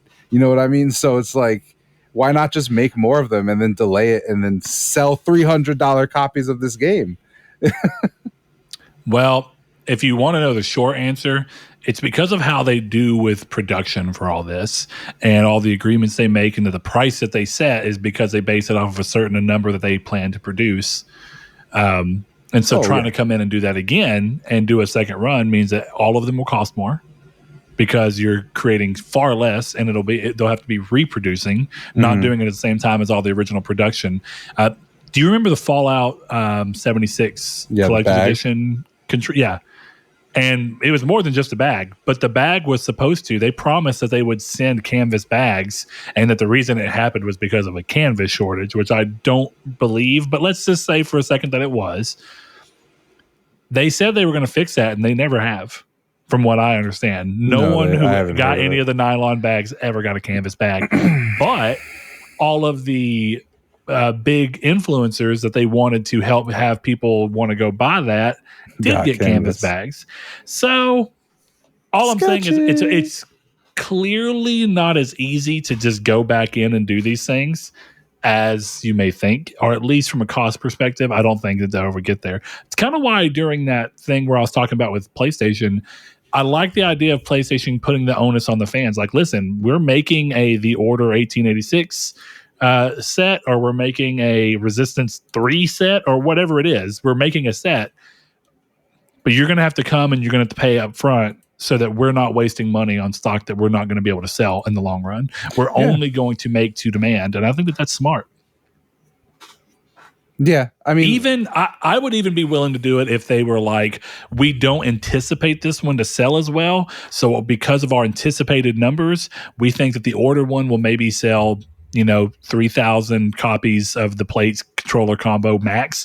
And so that means that the controllers and plates are going to be more expensive to make since they can't be made in this big of a bulk.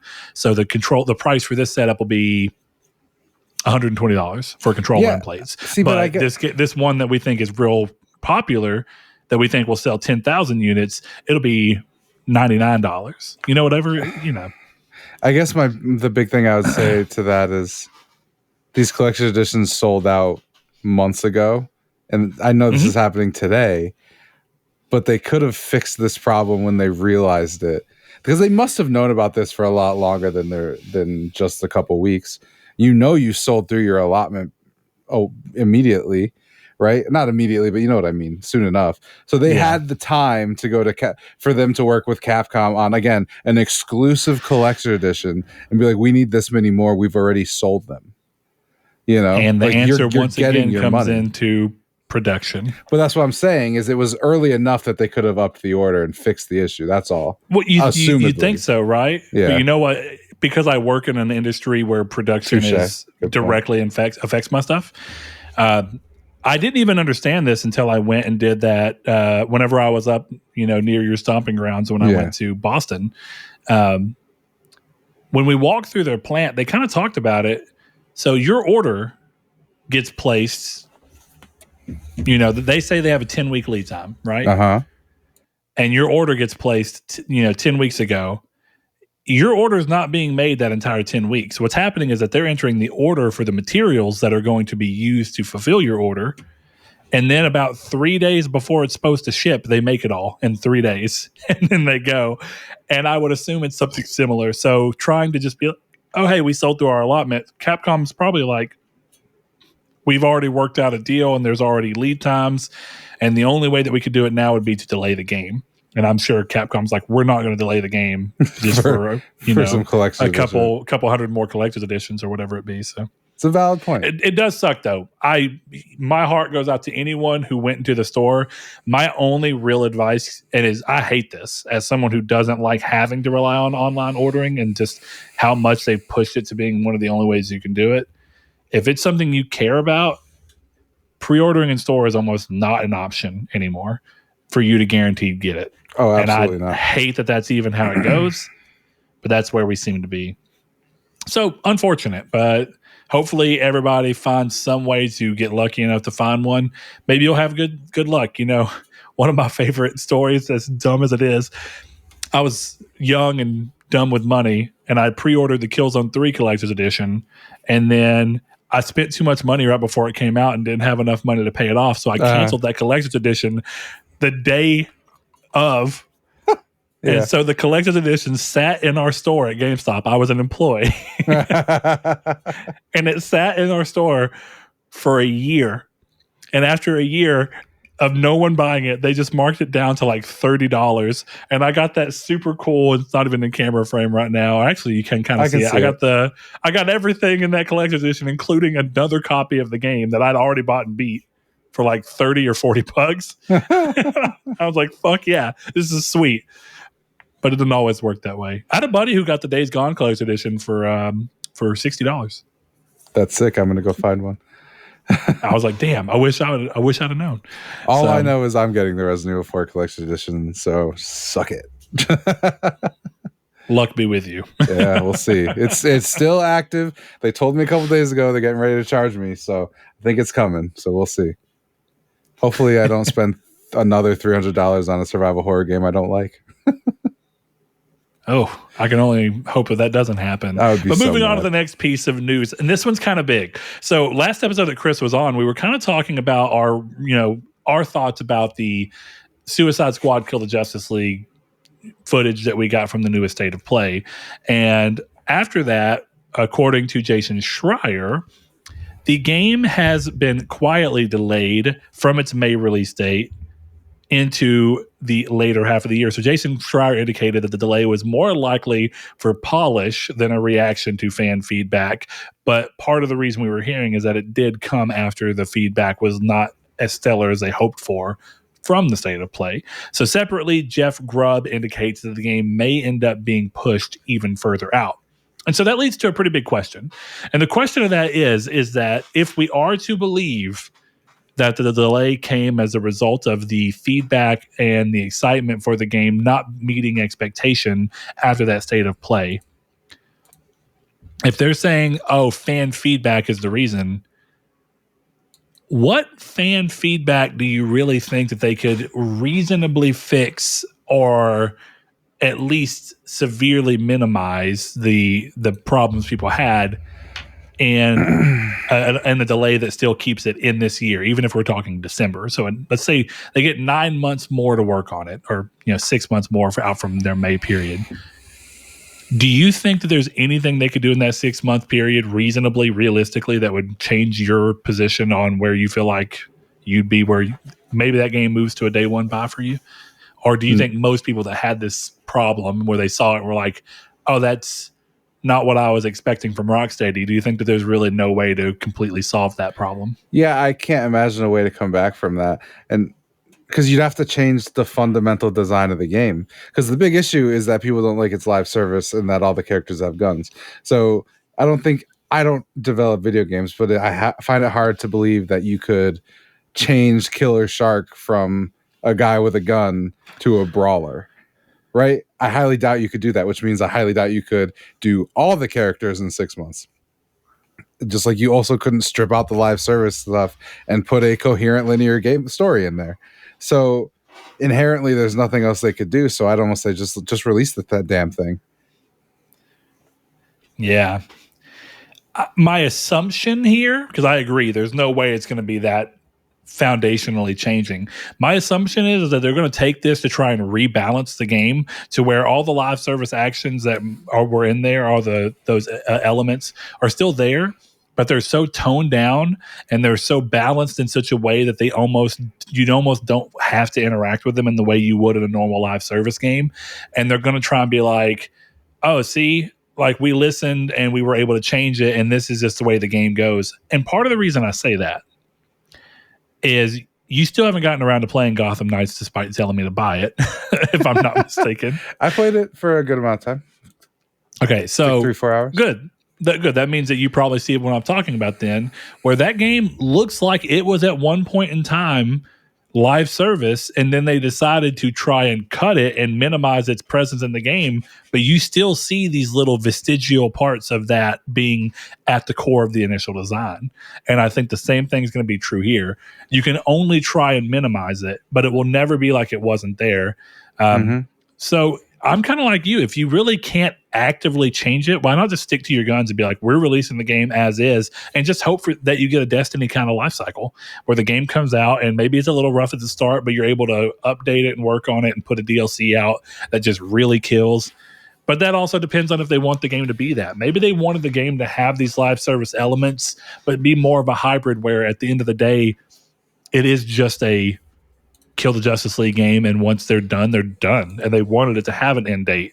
The thing about a game like Destiny is that it's kind of a game that just seems like it's intended to go on for as long as people are willing to keep playing it. And while Yeah. all games are kind of that, this game doesn't strike me as a game that's trying to come out and then 3 months down the road be like, here's the first, or even 6 months down the road, hey, here's the first expansion that's going to make drastic changes to how the game works and introduce new combat. And 4 years from now, you're going to be Suicide Squad, Kill the Justice League, Darkfall. And like, what the hell is that? You know what I mean? Like, I don't think that's where we're going. Constantine walks in. He's just like, oh. Brainiac is somehow still the bad guy 4 years later. It'd have to be just Galactus. Yeah, that would actually probably be it. No, that's Marvel. But they could do cool shit. I just don't believe they will, sadly. Yeah. Darkseid has eaten Superman, and now he's the villain. He's already the villain. Yeah, I don't know. I'm at this point, I don't even know if I really want to, like, a part of me respects, if that is the reason, part of me respects that they're trying, but short of a reboot, it just feels like you're going to end up with a game that it feels like it doesn't have its foot firmly in either door. And I think at the end of the day, at release, I'm going to respect a game that, even if it's got elements that I don't really care for, but it at least is like, we know what we are. Yeah. I can respect that a little bit more than a game that's like, well, we knew what we were, but then we decided to kind of back out and just, we didn't want to shut the door. So we're just kind of 1 foot in the door, 1 foot out the door. Yeah. I would rather they just go, this is what we're doing and we're not changing it for you. And then even if it's bad, I would at least just respect it. Do you know what I think is really happening here, though? We've heard years of Rocksteady going through game after game. At one point, they had that Batman Beyond game that they were apparently working on and prototyping out. At one point in time, they were apparently prototyping a Superman game out. And none of them really got picked up off the ground, and then this did. I think the problem is they spent so many years trying to figure out what their next project is, and the goodwill and all the money that they got from the Batman games kind of gave them that leverage.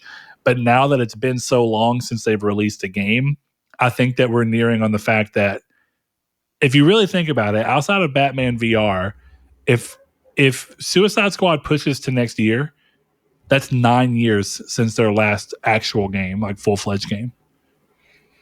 Yeah. And it's kind of like what's happening with Ken Levine, where it doesn't matter how beloved you are as a creator or a studio. Eventually someone's going to be like, you can't have that much more time. So at most you can do is we can try and give you more time to salvage the game you're on, but there's no way we're going to let you just reboot Suicide Squad one more time because we can't afford it. So definitely doesn't help that they're part of WB when WB is like in the chopping block right now. Like they're just trying to cut any kind of fat.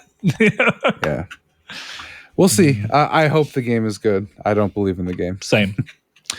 All right. Well, changing gears. In an exciting interview published on Square Enix's YouTube channel, Koichiro Sakamoto, producer of 2022's Chrono Cross Radical Dreamers Edition, revealed that the game came to be when he had concerns that it may become unplayable soon. He cited PS3 becoming less prevalent as one of the major concerns, as the game was preserved through the PS1's Classics library, or the PS1 Classics library as part of PS3. Most interestingly, perhaps, is the revelation that the game took around a decade to make in some capacity, as the PS4 was released in 2013. And of course, its prevalence would have started waning around that 2014, 15 thing. But realistically, I'm kind of looking at that and thinking this is probably more like within 7 years, but still interesting to see. Still a long ass time for a remaster. Yeah, but you wonder, right out of the gate. But with not looking at necessarily the quality of the end product, because we know that game had issues, but there definitely does appear to be some level of preservationist ideology happening at Square for some of their legacy IP and some of their most prevalent. Because you think about Final Fantasy Pixel Collection, and they've remastered almost every one of those Final Fantasy games multiple times. And this is the first time where they've been like, all right, people have had issues with the other ones. We made too big of changes and trying to bring them forward. Now we're just going to go back through and make a cleaned up looking version of what the original was for the most part. And people seem to be really receiving that well. And that seemed to be the idea behind Chrono Cross. Is this something that you, as someone who's not got quite as storied of a history with Square Enix, is excited for? I mean, I think it's a great thing because I think people like me are very intrigued by the Final Fantasy Pixel remasters.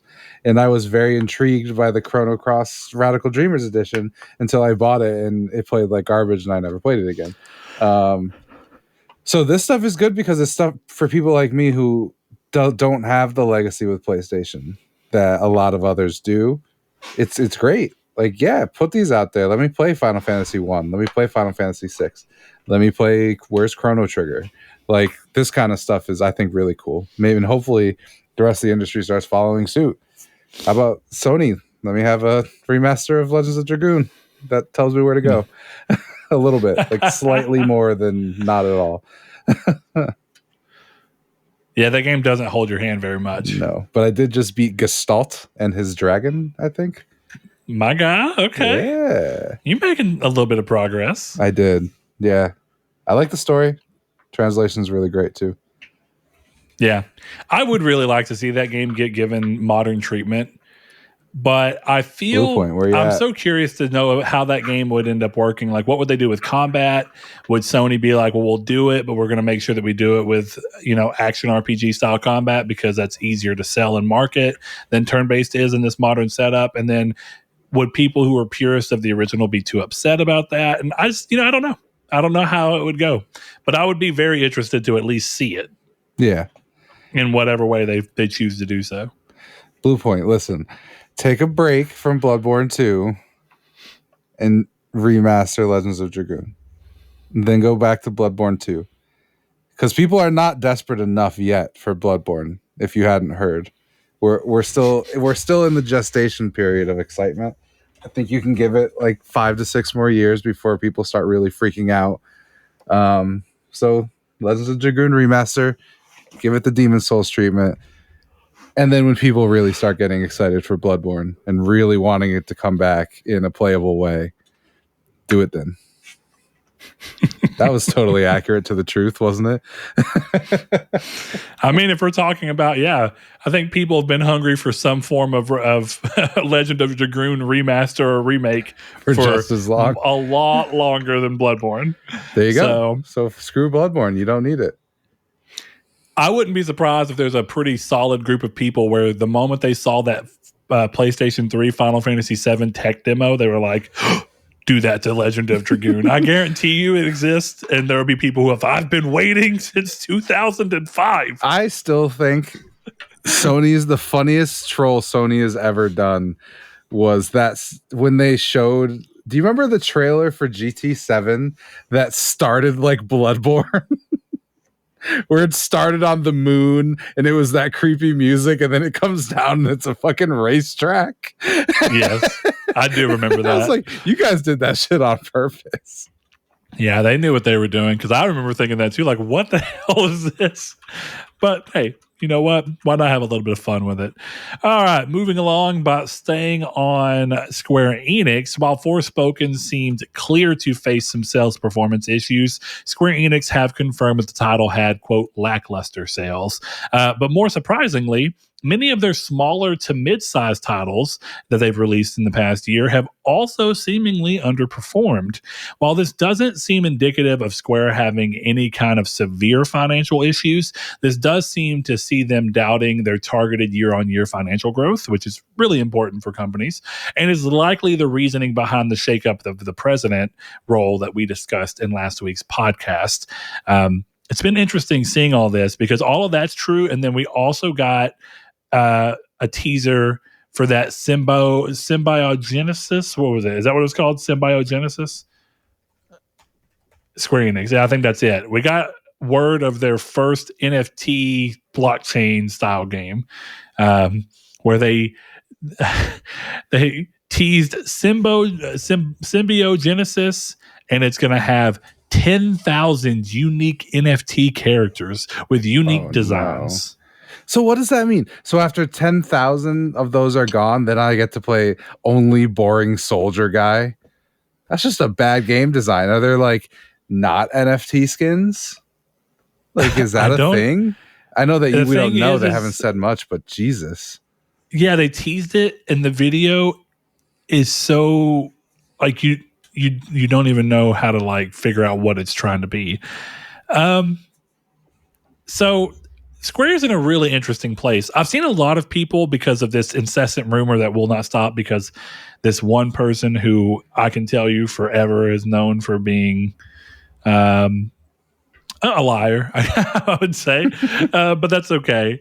But this one Twitter guy who likes to be one of those, oh, I'm an insider, but he just throws enough shit at the wall that occasionally one thing sticks. Oh. And he's like, but look, that stuck. It's like, yeah, but what about the 92 other things that you also deleted tweets on because you didn't want anybody to be able to check you? Is that our big homie Lumberjack Rye? That is exactly who that is. So he was the source behind the big Take-Two buying thing, to the point that it got all the way up to Jason Schrier commenting on it. Really? Yeah, and sharing other tweets that this same account put out. So with that, a bunch of other stuff has happened, right? People talking about it genuinely ends up starting the conversation of who do you want to see Sony buy and who seems reasonable. And definitely when you look at it as people thinking that Sony has to respond to Activision Blizzard being bought, and maybe Sony does. I don't know the answer to that. But a lot of talks have come out. So people have been kind of flirting with the idea of Sony maybe buying out Square Enix. And I saw a lot of sentiment this week, at least on Twitter. The oddly not necessarily accurate, not necessarily accurate to anything gaming sphere on there.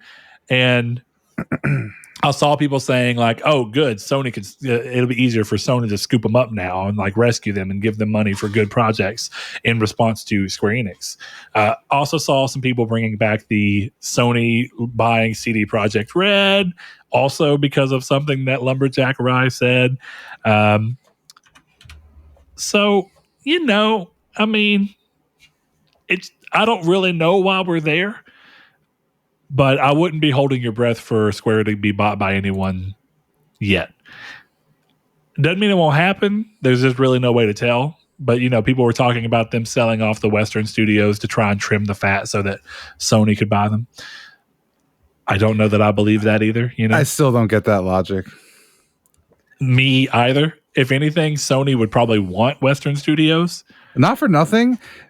Definitely for $3 million. 300 million, yes, but 300 million. Sorry. Just I would imagine Sony would have bought Crystal Dynamics just for like, hey, you are not working on Perfect Dark anymore, dog. See, that's one thing I think is interesting. I think that we as people who interact and are fans of systems, like me and you talk about the fact that I think me and you are healthy fanboys. Yeah. We clearly have a preference, that being PlayStation. Correct. But I don't think that ever goes to a point where like I don't talk badly about Xbox unless I genuinely think something they're doing is like to me. Like that doesn't help my interest in their system. Same for Nintendo. And when they do appeal to me, I make sure that they know it.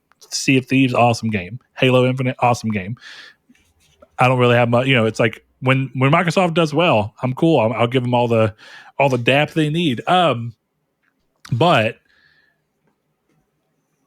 where was I going with this? I guess what I'm trying to say is I think we end up as a whole, like, the people who are more gaming enthusiasts, I think we project that kind of shit, definitely bigger fanboy people, onto companies like Sony and Microsoft to a much higher degree than I think it really exists. I don't think Sony gives a shit. I don't know. Now, I'm not saying it doesn't exist. I'm not saying it doesn't exist at all, because clearly what's going on with all the Activision Blizzard stuff is showing that Sony, if they feel a need, will start getting down into the ditches and kneeing and elbowing whoever they can.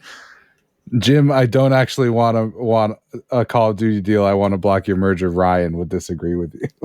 Also, I actually super respect that that's just how he came out about it, because that 100%. Is clearly what's happening. Yeah. That is what, even if they're saying that the big reason is because that they're worried about Call of Duty and its impact as something that's bigger than gaming itself in many ways, at the end of the day, he's saying like, It doesn't, and I've said this since day one. I don't think that there is a deal that Microsoft could offer them. The whole goal for Sony is just to block it. So why not? I still think the funniest thing that could happen, because if I stopped putting this in the news because it's fucking tiresome, but if you read about a little bit more of the stuff that's come out recently, where I guess Sony would be okay if Call of Duty got split off and became its own private entity, and then on a different podcast, they were talking about how Sony could invest in that company. And the funniest way this could go, and the biggest win for Jim, is to get Activision, Blizzard, and Microsoft to have to split off Call of Duty into its own company just for Sony to buy that company and own Call of Duty. That would be genuinely the funniest thing that could happen in this industry. No way in hell would it happen, though. No. If Call of Duty is the reason that this merger is not going through, otherwise, there's no way that it would go through, and then they'd be like, "Yeah, Sony, you can buy it. You can buy Call of Duty." You say this, not right? Gonna happen. You say, but Sony's kind of, this is a weird tangent. This isn't going to happen, but Sony's kind of set the groundwork and baited Microsoft into going, Call of Duty is not that important to us. So now, if that were to happen and Sony does buy it, Sony has 2 years of Microsoft saying Call of Duty is not that good, we don't need it, to be like, they don't care, so we're going to buy it. We're going to take it off Xbox. They don't want it. It's really like the ultimate chess play at this point. They said they didn't want it and it wasn't that important, so we're taking it and they don't want it. Who cares? Well, speaking and kind of turning the conversation back around towards Square Enix, we got a question that I think is pretty interesting. So we're talking about Forspoken and all these new games that seem to be underperforming, and yet the one thing that has consistently been fairly true for Square is that Final Fantasy has been a pretty strong IP that has almost always done well. And so Jehudi MD, one of our patrons, he comes in with a question. He says, do you think game series would last longer when developers consider doing it the Final Fantasy way? Separate stories, but keeping things for fans of the series. Good for developers to explore new venues / genres for games.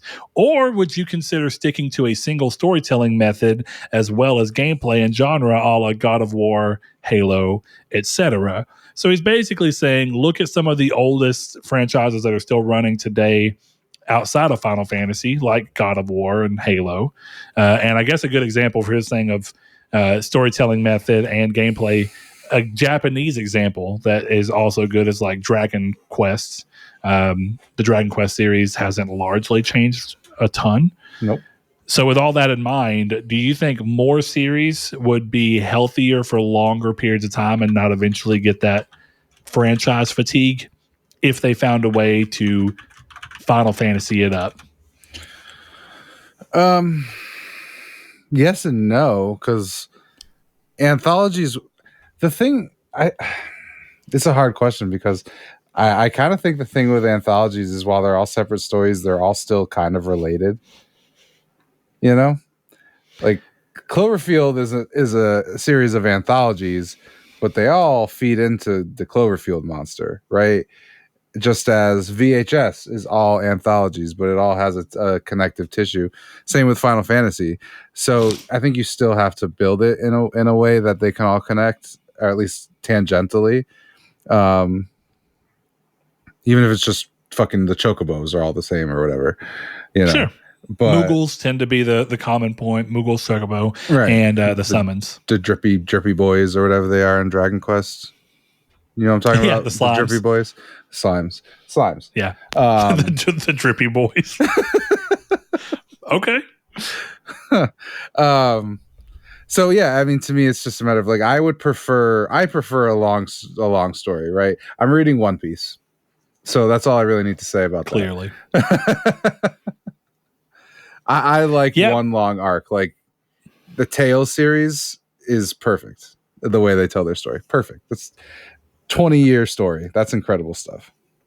See, I view God of War as kind of the perfect medium. And I know he mentions it as a franchise, but I actually think it may be the perfect thing to show that eventually series do need to evolve considerably and do something that acts as a way for new people to jump in without the weight of the old things being necessary, but still being supplementary if you actually do have that experience.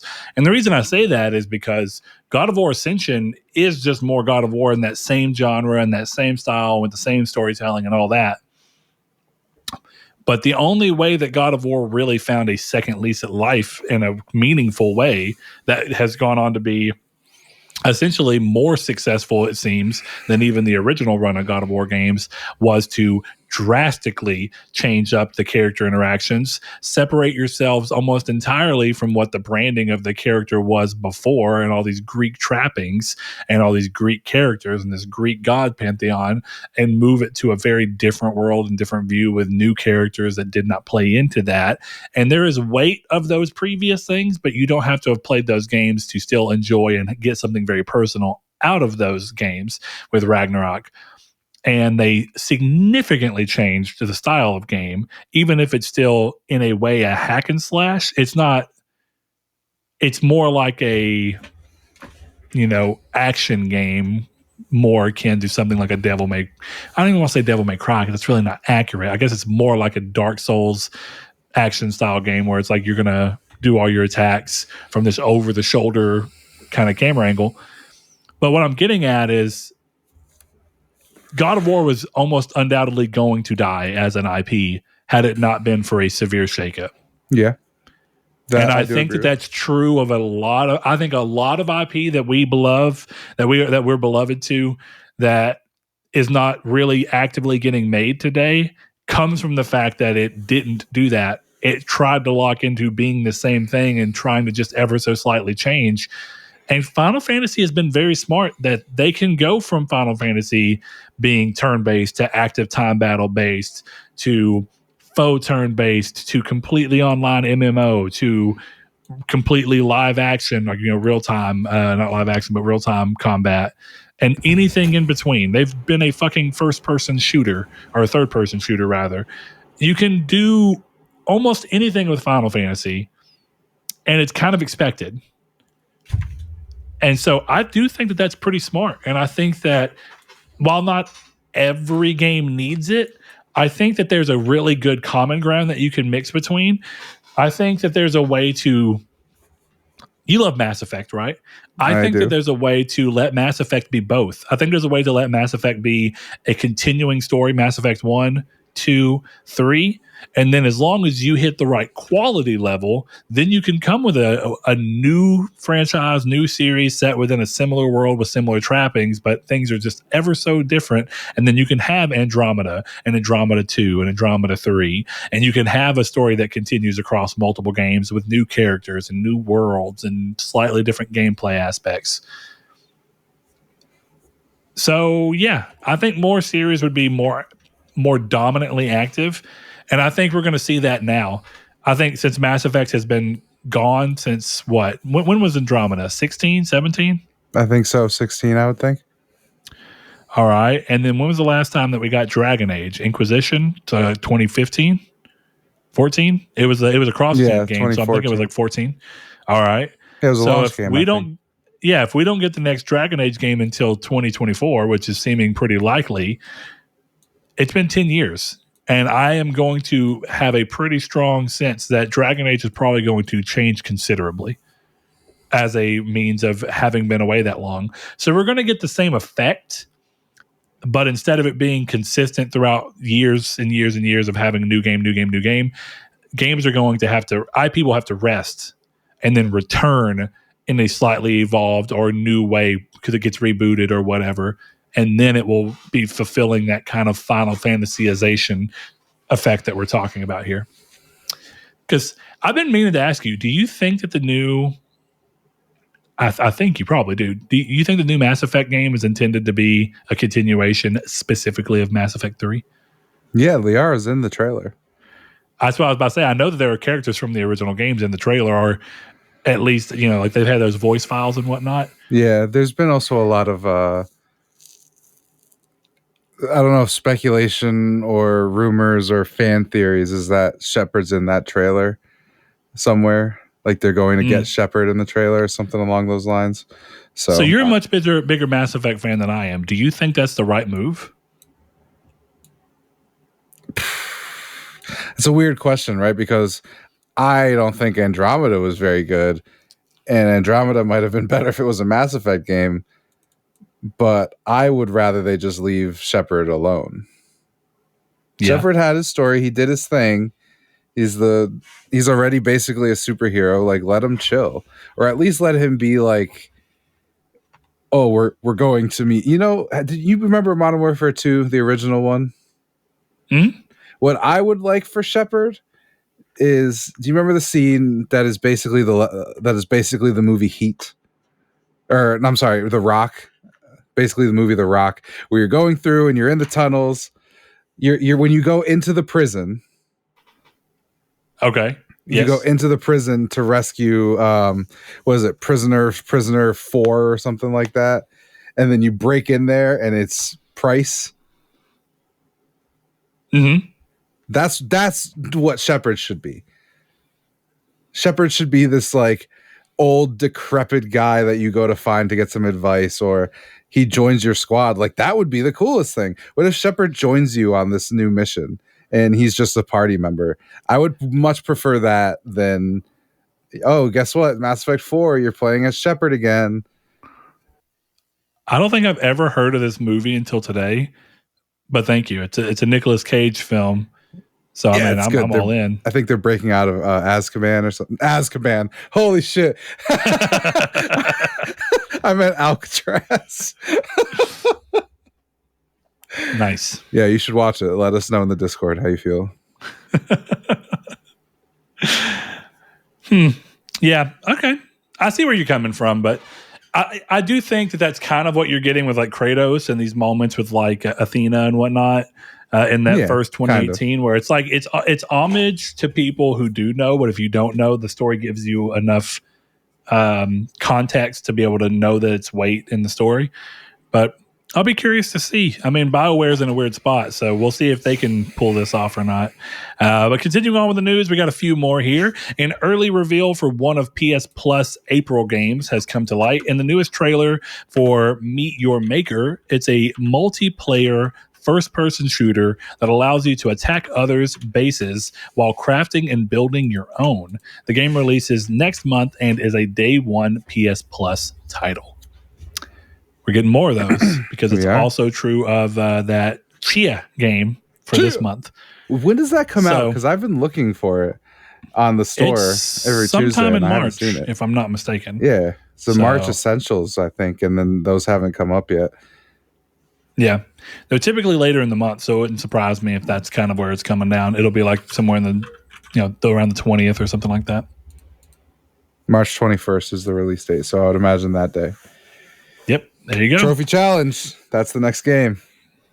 Chia, that's right. I'm excited for that game. I'm curious to see if it actually lands with me because I think the trailers look cute and there's a lot of fun stuff within that. But I don't know. I'm curious if the Breath of the Wildness of it all is going to click with me or not. Yeah, it'll be interesting. I'm excited to try it. We'll see. All right, next up, despite being just over a month out up until today, Horizon Forbidden West Burning Shores, the PS5 exclusive DLC, has been mostly or almost entirely radio silent since its initial reveal. Today's interview that they put out on the PS blog may have shed some light on the project, and while this seems to be the start of its launch marketing campaign that will probably be happening throughout the next month, we still have yet to see another trailer for the game or be given any confirmed price for the content. And this just seems really weird. And I've been trying to understand what might be happening here. Is it because Sony's trying to allow PSVR 2 to mostly breathe? Is this happening because they're trying to let some of their third-party deals with like Resident Evil 4 Remake breathe and get its chance to shine before they start doing trying to pump this out? Do they anticipate that this isn't going to do as well because they made it PS5 exclusive, or do they think it'll do better because they made it PS5 exclusive? So, Chris, as someone who didn't really finish the original game and kind of has your own mixed feelings on what that game offered and why it didn't necessarily continue to pull you in, Mm-hmm. Do you have any insight as to why you personally think that this is going and why Sony might be being kind of quiet on it? Or do you think it's just crowded release schedule and eventually it'll get its time, but everything else has to have its chance to breathe? I think this is just a personal thing. I think DLC needs less lead time than a full $60 box product. I think that's fair. I think DLC reminds me of like the candy at the register, you know, where you go to buy Horizon or you pop in Horizon and you're like, yeah, this is what I'm going to play. And then you're like, you know what? There's some Reese's there for like $20. And this Reese's would be really good with all these groceries I already have. So I guess I'll just buy the Reese's. Do you get what I'm saying? Like, I feel like DLC is just like oh shit, that's out. You know, that's why with me, because I'm an idiot and compulsive, if you give me something that looks even kind of cool and you're like, it's out right now, I probably already bought it. So I feel like that's the same thing with DLC, where it doesn't need to be talked about that much because it's probably going to be not that long. So you don't want to spoil anything in the story or the gameplay. And then again, it's just a matter of like, oh, yeah, I'll pick that up. It's out. Cool. Let me grab it. I don't think you need to be like, oh, Horizon Forbidden West is coming in 2 years. You don't need that with the DLC, in my opinion. Yeah, I think that's fair. I mean, I think DLC does get a better treatment of being announced and talked about way closer to release. And I do think that's a better way to do it. But at the same time, considering all the stuff that we're hearing, and maybe this is just because we're a podcast and we see this stuff and we were talking about it, feeling like there's so much Horizon stuff, it feels weird for one of the Horizon pieces of content to not really be getting pushed in any big way, even when we're just right under release. And you might be right. It may just be that they're relying on impulse buys. This is something that people who already own the PS5 version or the game in general are going to be looking at and going, oh, here's something that is impulse buy territory. You know, It's probably going to be in that $24.99 to $29.99 price range. So I can see that. But I think this next piece of news might be part of it. And this is kind of where I've landed on. So Sony's new president and COO seems to believe that PSVR 2 is set to have a, quote, good chance at outselling the PSVR 1's 5 million lifetime sales, despite a higher price tag, stating, quote, we are very happy to launch PSVR 2 on PS5. With the first PSVR, we sold around 5 million units, and I think we have a good chance to exceed that amount with PSVR 2. If you look at the VR market overall, people are discussing a 30% CAGR, which is compound annual growth rate, for the first half of this decade. So they're saying in a 5-year period of this decade, so we're already in that, we're talking about a 30% growth rate. And so what they're kind of looking at is saying that the numbers are looking good, the market's still nascent, but it's growing a lot, having pretty big growth pretty quickly.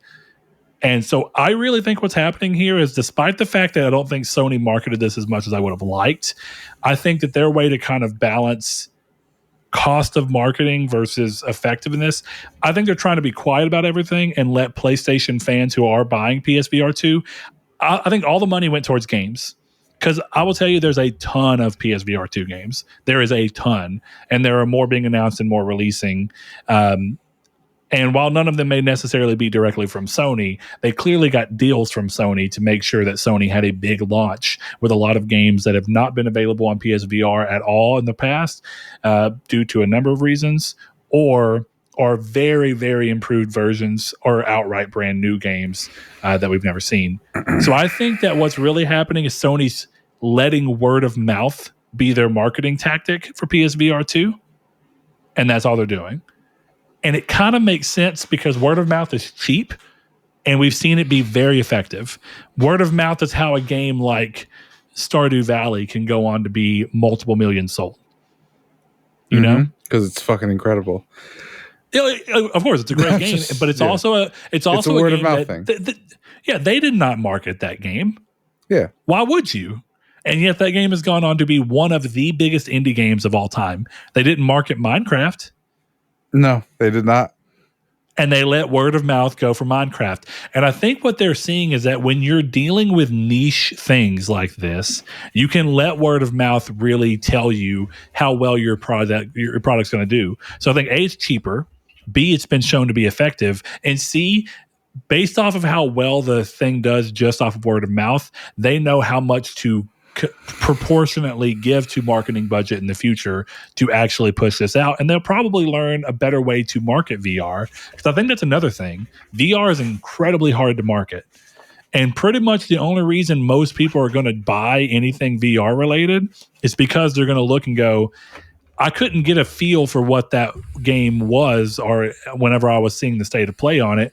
You're going to have a friend go, dude, I was playing Pavlov and this happened and this was happening and this is why it's crazy and fun and good. All stuff that's too complicated to put in a 30-second, 45-second, 1 minute ad that adequately shows everything.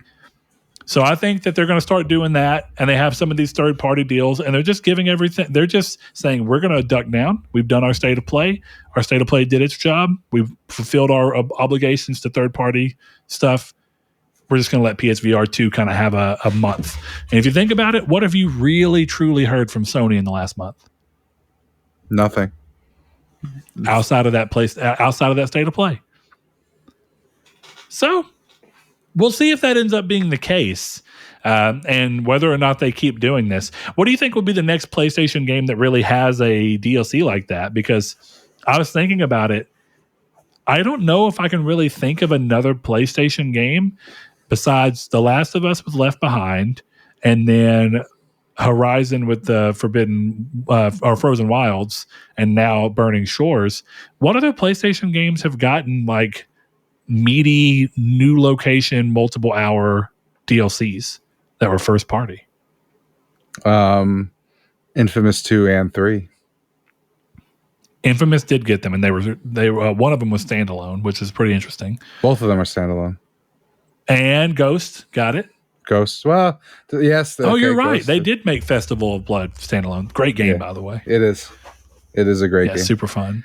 Yeah, Ghost got Sushi. The Ghost of Tsushima got the what was it? What was Isle?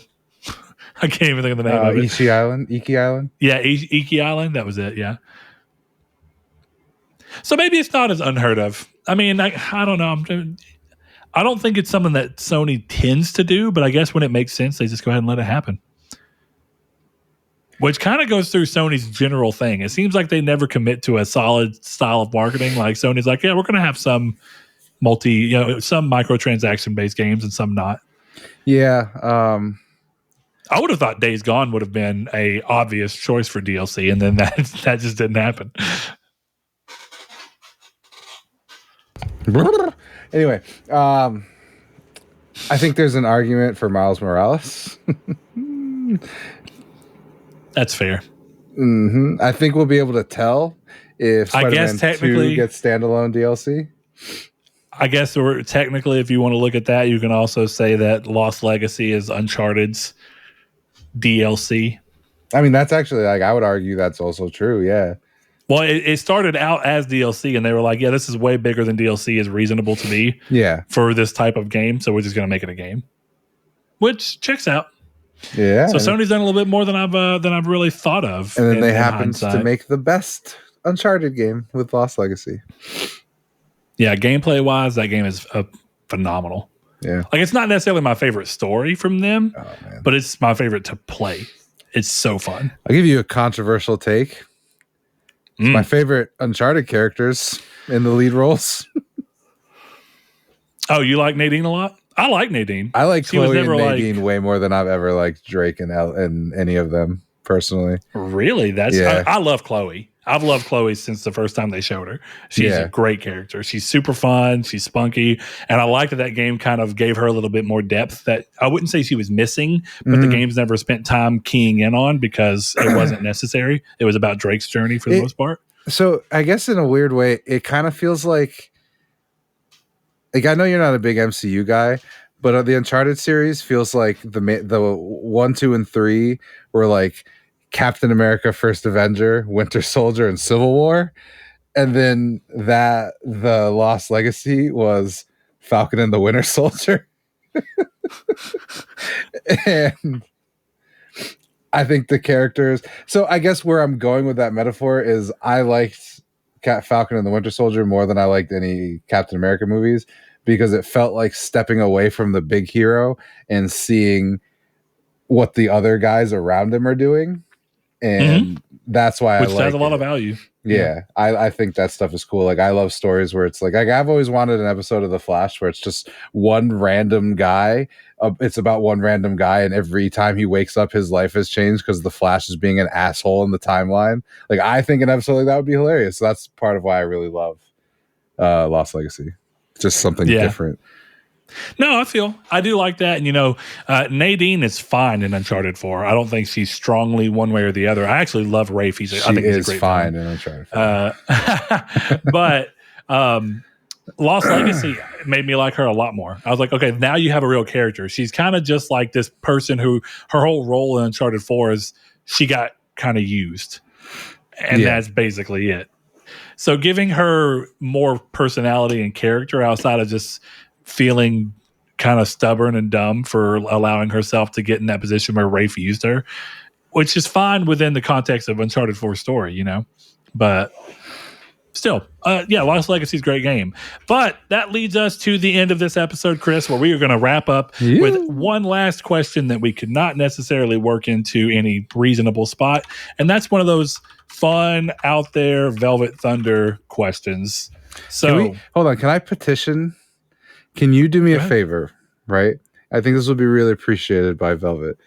I want you to record your voice going, the Velvet Corner. And then you do some thunder and lightning right before this happens every episode. And then as long as he continues with the weird, crazy questions, I'm in for it. Velvet Corner. All right, read the question. Honestly, what would be funny is if you just cut out that clip and used it in every episode. I may just do that. Save that as an audio file that I have muted underneath that I can drag anywhere in the episode. I've got you saying ka-chow now too. I could just be adding that as ad lib anywhere that I choose. It's ka-chow. I've got me saying it now too, but it'd be more funny to piss you off by just not even letting you know where it's happening. You decide to listen to the episode while you're working and you're like, what the fuck? Do you remember that one episode where we found the soundboard on Zencaster? Where it was just random music and applause and shit. That you should just make a soundboard with me saying ka-chow and the Velvet Corner. I can definitely put that into the actual audio of the show. Why not at this point? We can have a good time with it. But that question in the Velvet Corner, ka-chow. Chris. Brett. If we were kidnapped and told the only way we can live is by eating a first-party controller, which would it be and why? Ooh. But the kidnappers are Zoomers, so they only have consoles from PS3 gen onwards. Joy-Cons are also off the table because it's too easy. So with that in mind, you have the DualShock 3. I guess technically you even can go back as far as just having the 6-axis. The DualShock 3, the Xbox 360 controller, the Xbox One controller, the DualShock 4, the DualSense, the Xbox Series X controller, the Switch Pro controller, the Wii Nunchuck. No, the Wii I'm making an executive decision. If Joy-Cons are banned, the Wii controllers are banned. Okay, fair enough. That's fine. That's the answer. I don't think that you realize how much fatter the Wiimote is, because I'll tell you what my answer is right now. Okay. He said PS3 gen and onwards. I don't know if you remember how light. I still have mine because the launch model PlayStation. Excuse me. Model PlayStation 3 did not have DualShock. No, due to a lawsuit that was going on. So those controllers were just 6-axis. And they were super light. You could hold them up to the light and literally see through them. Yeah. There's almost nothing inside them besides a PCB board, some buttons, and like a gyroscope. That's it. It weighs nothing. That would be the controller I would eat. It'd be the easiest to cut up, easiest to break. has the less density. You wouldn't get full of crazy stuff. You'd probably have the least amount of components in it that would be likely to physically harm you. So can I eat this in any way I choose? I assume the only question I really have here is, are we eating are we swallowing it in whole? I don't think so. But by saying eating a first party controller, are we talking like battery and all? Because like a battery will kill you. You might as well just die. Stay kidnapped. I guess so. What I'm going to do is I'm going to take a 360 controller. I'm going to take it apart. Okay. I'm going to dice up the buttons, maybe do a nice julienne with the D-pad, get me some nice little strips, right? And then I'm going to take a pot of water, get my nice little herb bag, throw that in there. I'm going to throw the skin, throw the little bit of insides. I'm going to make a broth. I'm going to make a 360 broth, right? I'm going to toss in my buttons and my julienne D-pad. Is your idea just to soften them as much as possible? Oh, yeah. I'm making a soup. Making 360 noodle soup, baby boy. Smart. Yeah. Then I'm just going to drink that shit. Easy money. I got to give you credit. A much easier way you could also go about this, right? The shake. Part of me thought you were going to be doing this. I thought that you chose a 360 controller because the one thing I remember vividly from being a GameStop employee during the PS3 360 era is that the white 360 controllers almost always came in looking like people had just constantly eaten and not washed their hands and gotten food dust all over their controllers. It's part of what I'm thinking, right? Really, if you just bake a 360's outside thing and crack it up like chips, you've already got chip seasoning on it. All the Cheeto dust and dried Mountain Dew flakes are just there. All the insides are like the tops of nachos or whatever. You just sprinkle them on. A 360 controller, nachos. That's the new special that we serve in the Velvet Room. The Velvet Room. Do we have a triangle squared strip club? That sounds like the VIP room that you go into with them, Come back to the Velvet Room. Tell that to Atlas. Yeah, I think I would go 360 soup. 360 soup's smart. It would be the heartiest meal, too. I imagine if I'm kidnapped, I'm a little hungry, right? I need my calories. And then you make a good point, is that if I get one of the crusty ass ones, this is a Zoomer, right? So they don't know how to wash their hands or do a solid day's work. So inflammatory comments. Let's go. Influencer. No, so I think it'll be encrusted with some natural seasonings. Obviously, I got my herb bag. Salty from all the sweat. 100%, right? It's got the natural salt. And then, that is your broth. that just makes your broth right there. Exactly. Worst case scenario, I can crush up the outside of the controller really fine and put some eggs in there and use it to make some pasta. Then I could just make a lasagna. There are tons. See, now hold on. We gotta get a little different here. If we can mix it into other things, this conversation changes entirely. If we can start putting real food into it, like I'm with you on soup. If all you're doing is taking the parts of the controller and just making soup and softening it all up, but it's just water and controller parts, I got you. I think that definitely qualifies. All right, then we'll simplify it and we'll just say I break open the batteries and use the acid as my binding agent for the spaghetti. There you go. Yeah. What are the noodles? Well, I'm saying I would take the skin, the outside of the controller, like this part, right? All of the white here, and get it as soft as you can, and then I would just blend it until it's a fine powder, like a flour. That's how you make pasta, right?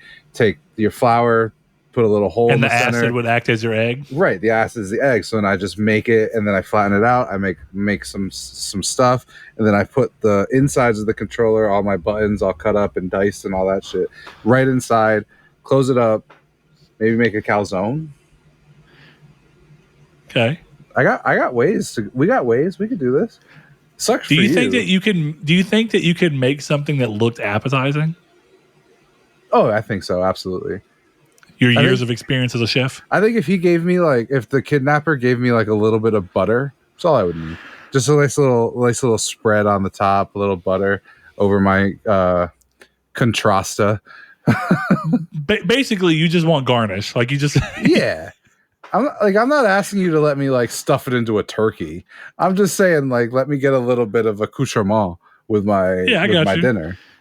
It's like you may be having to eat a controller, but you can at least dress it up. Like, plating is everything in food, I am right? not a monster. Give me some parsley to put on the top, please. I am a classically trained line cook, and I want my controller. Classically trained line cook.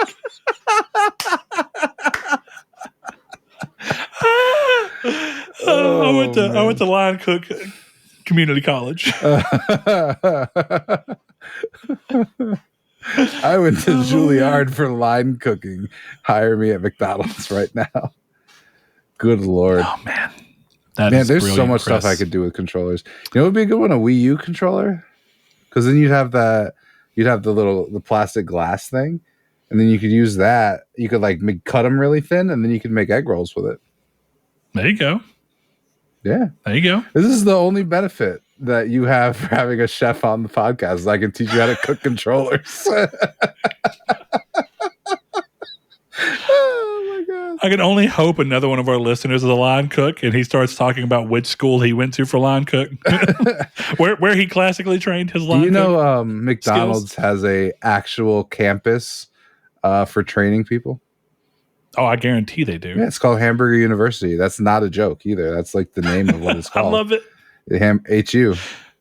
You know what I always love is when places like Wendy's just try and like have this really professional looking chef being like, this is the new burger I've come up with. And I'm like, even if this is actually how it happened, and you probably are a real chef and you've just found a way to make a burger that can be cheaply and easily replicated hundreds of miles away from people who are not as skilled at being chefs. Mm-hmm.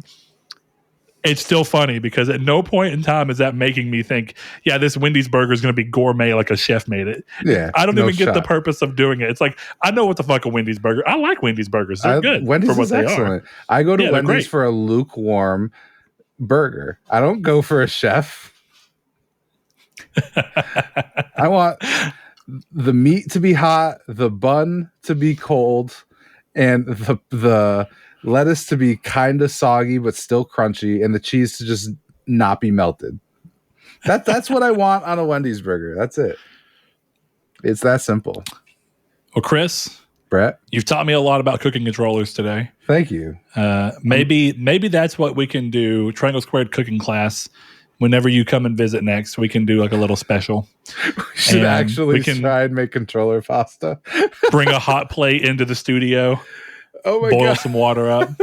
We should, if we ever do that, let's cook a meal. Well, we'll live stream it. We'll do an episode of the show while cooking. I think that would be fun. Then we'll finish with like just a wonderful meal. Like, all right, we've done some braised Wii U controllers with a side of diced Xbox 360 joypads. I'm ready to eat. With a little bit of cream fraiche in there, and then a little bit of wee fraiche. Yeah, that's good. All right, Chris. Well, with that said, I think we have one final thing. Oh, God. And that is figuring out what we would like our community's take to be for these lovely listeners. Ooh. Tell me your favorite controller recipe. What a specific question. If you get to the point of the podcast where you hear the community's take question, you know what I'm asking for. If you only see it on Discord, you'd be like, what the fuck is this podcast I listen to? No, in all seriousness, I don't know. I got nothing this time. I think I'm going to use Jehudi's question. Do you think game series that would last longer if they went the way of Final Fantasy? Or do you prefer that game series kind of live their lives being what they are and eventually die out, and at least be remembered for what they were? So As always, we're going to take that and put it on social media over on Twitter at Triangle SQRD. You can find it when we post it on the Facebook group, Triangle Square to PlayStation Podcast. Ask to be entered into that, and I'll gladly let you in. Or click down in the description, whether you're watching this on YouTube or listening on podcast services. Click into that Discord. Let us know there. We have a dedicated section for it. You can talk to us about what we're talking about in the episode. Give us your thoughts, your feedback. And remember, if you like what we're doing here, follow us on podcast services, subscribe to us on YouTube, talk to us in the comments, hit us up. What's up? What did I say? You said pad costs? Did I say pad costs? You said pad cost servers, and it completely threw me off for a second. I'm sorry to interrupt. I don't think I did, flow. But if I did, you definitely I'm going to listen did. in editing, and this is going to be really fun. Pad cost services. Sorry to podcast disrupt you. services. It caught me off guard. Why not? We've been doing this long enough.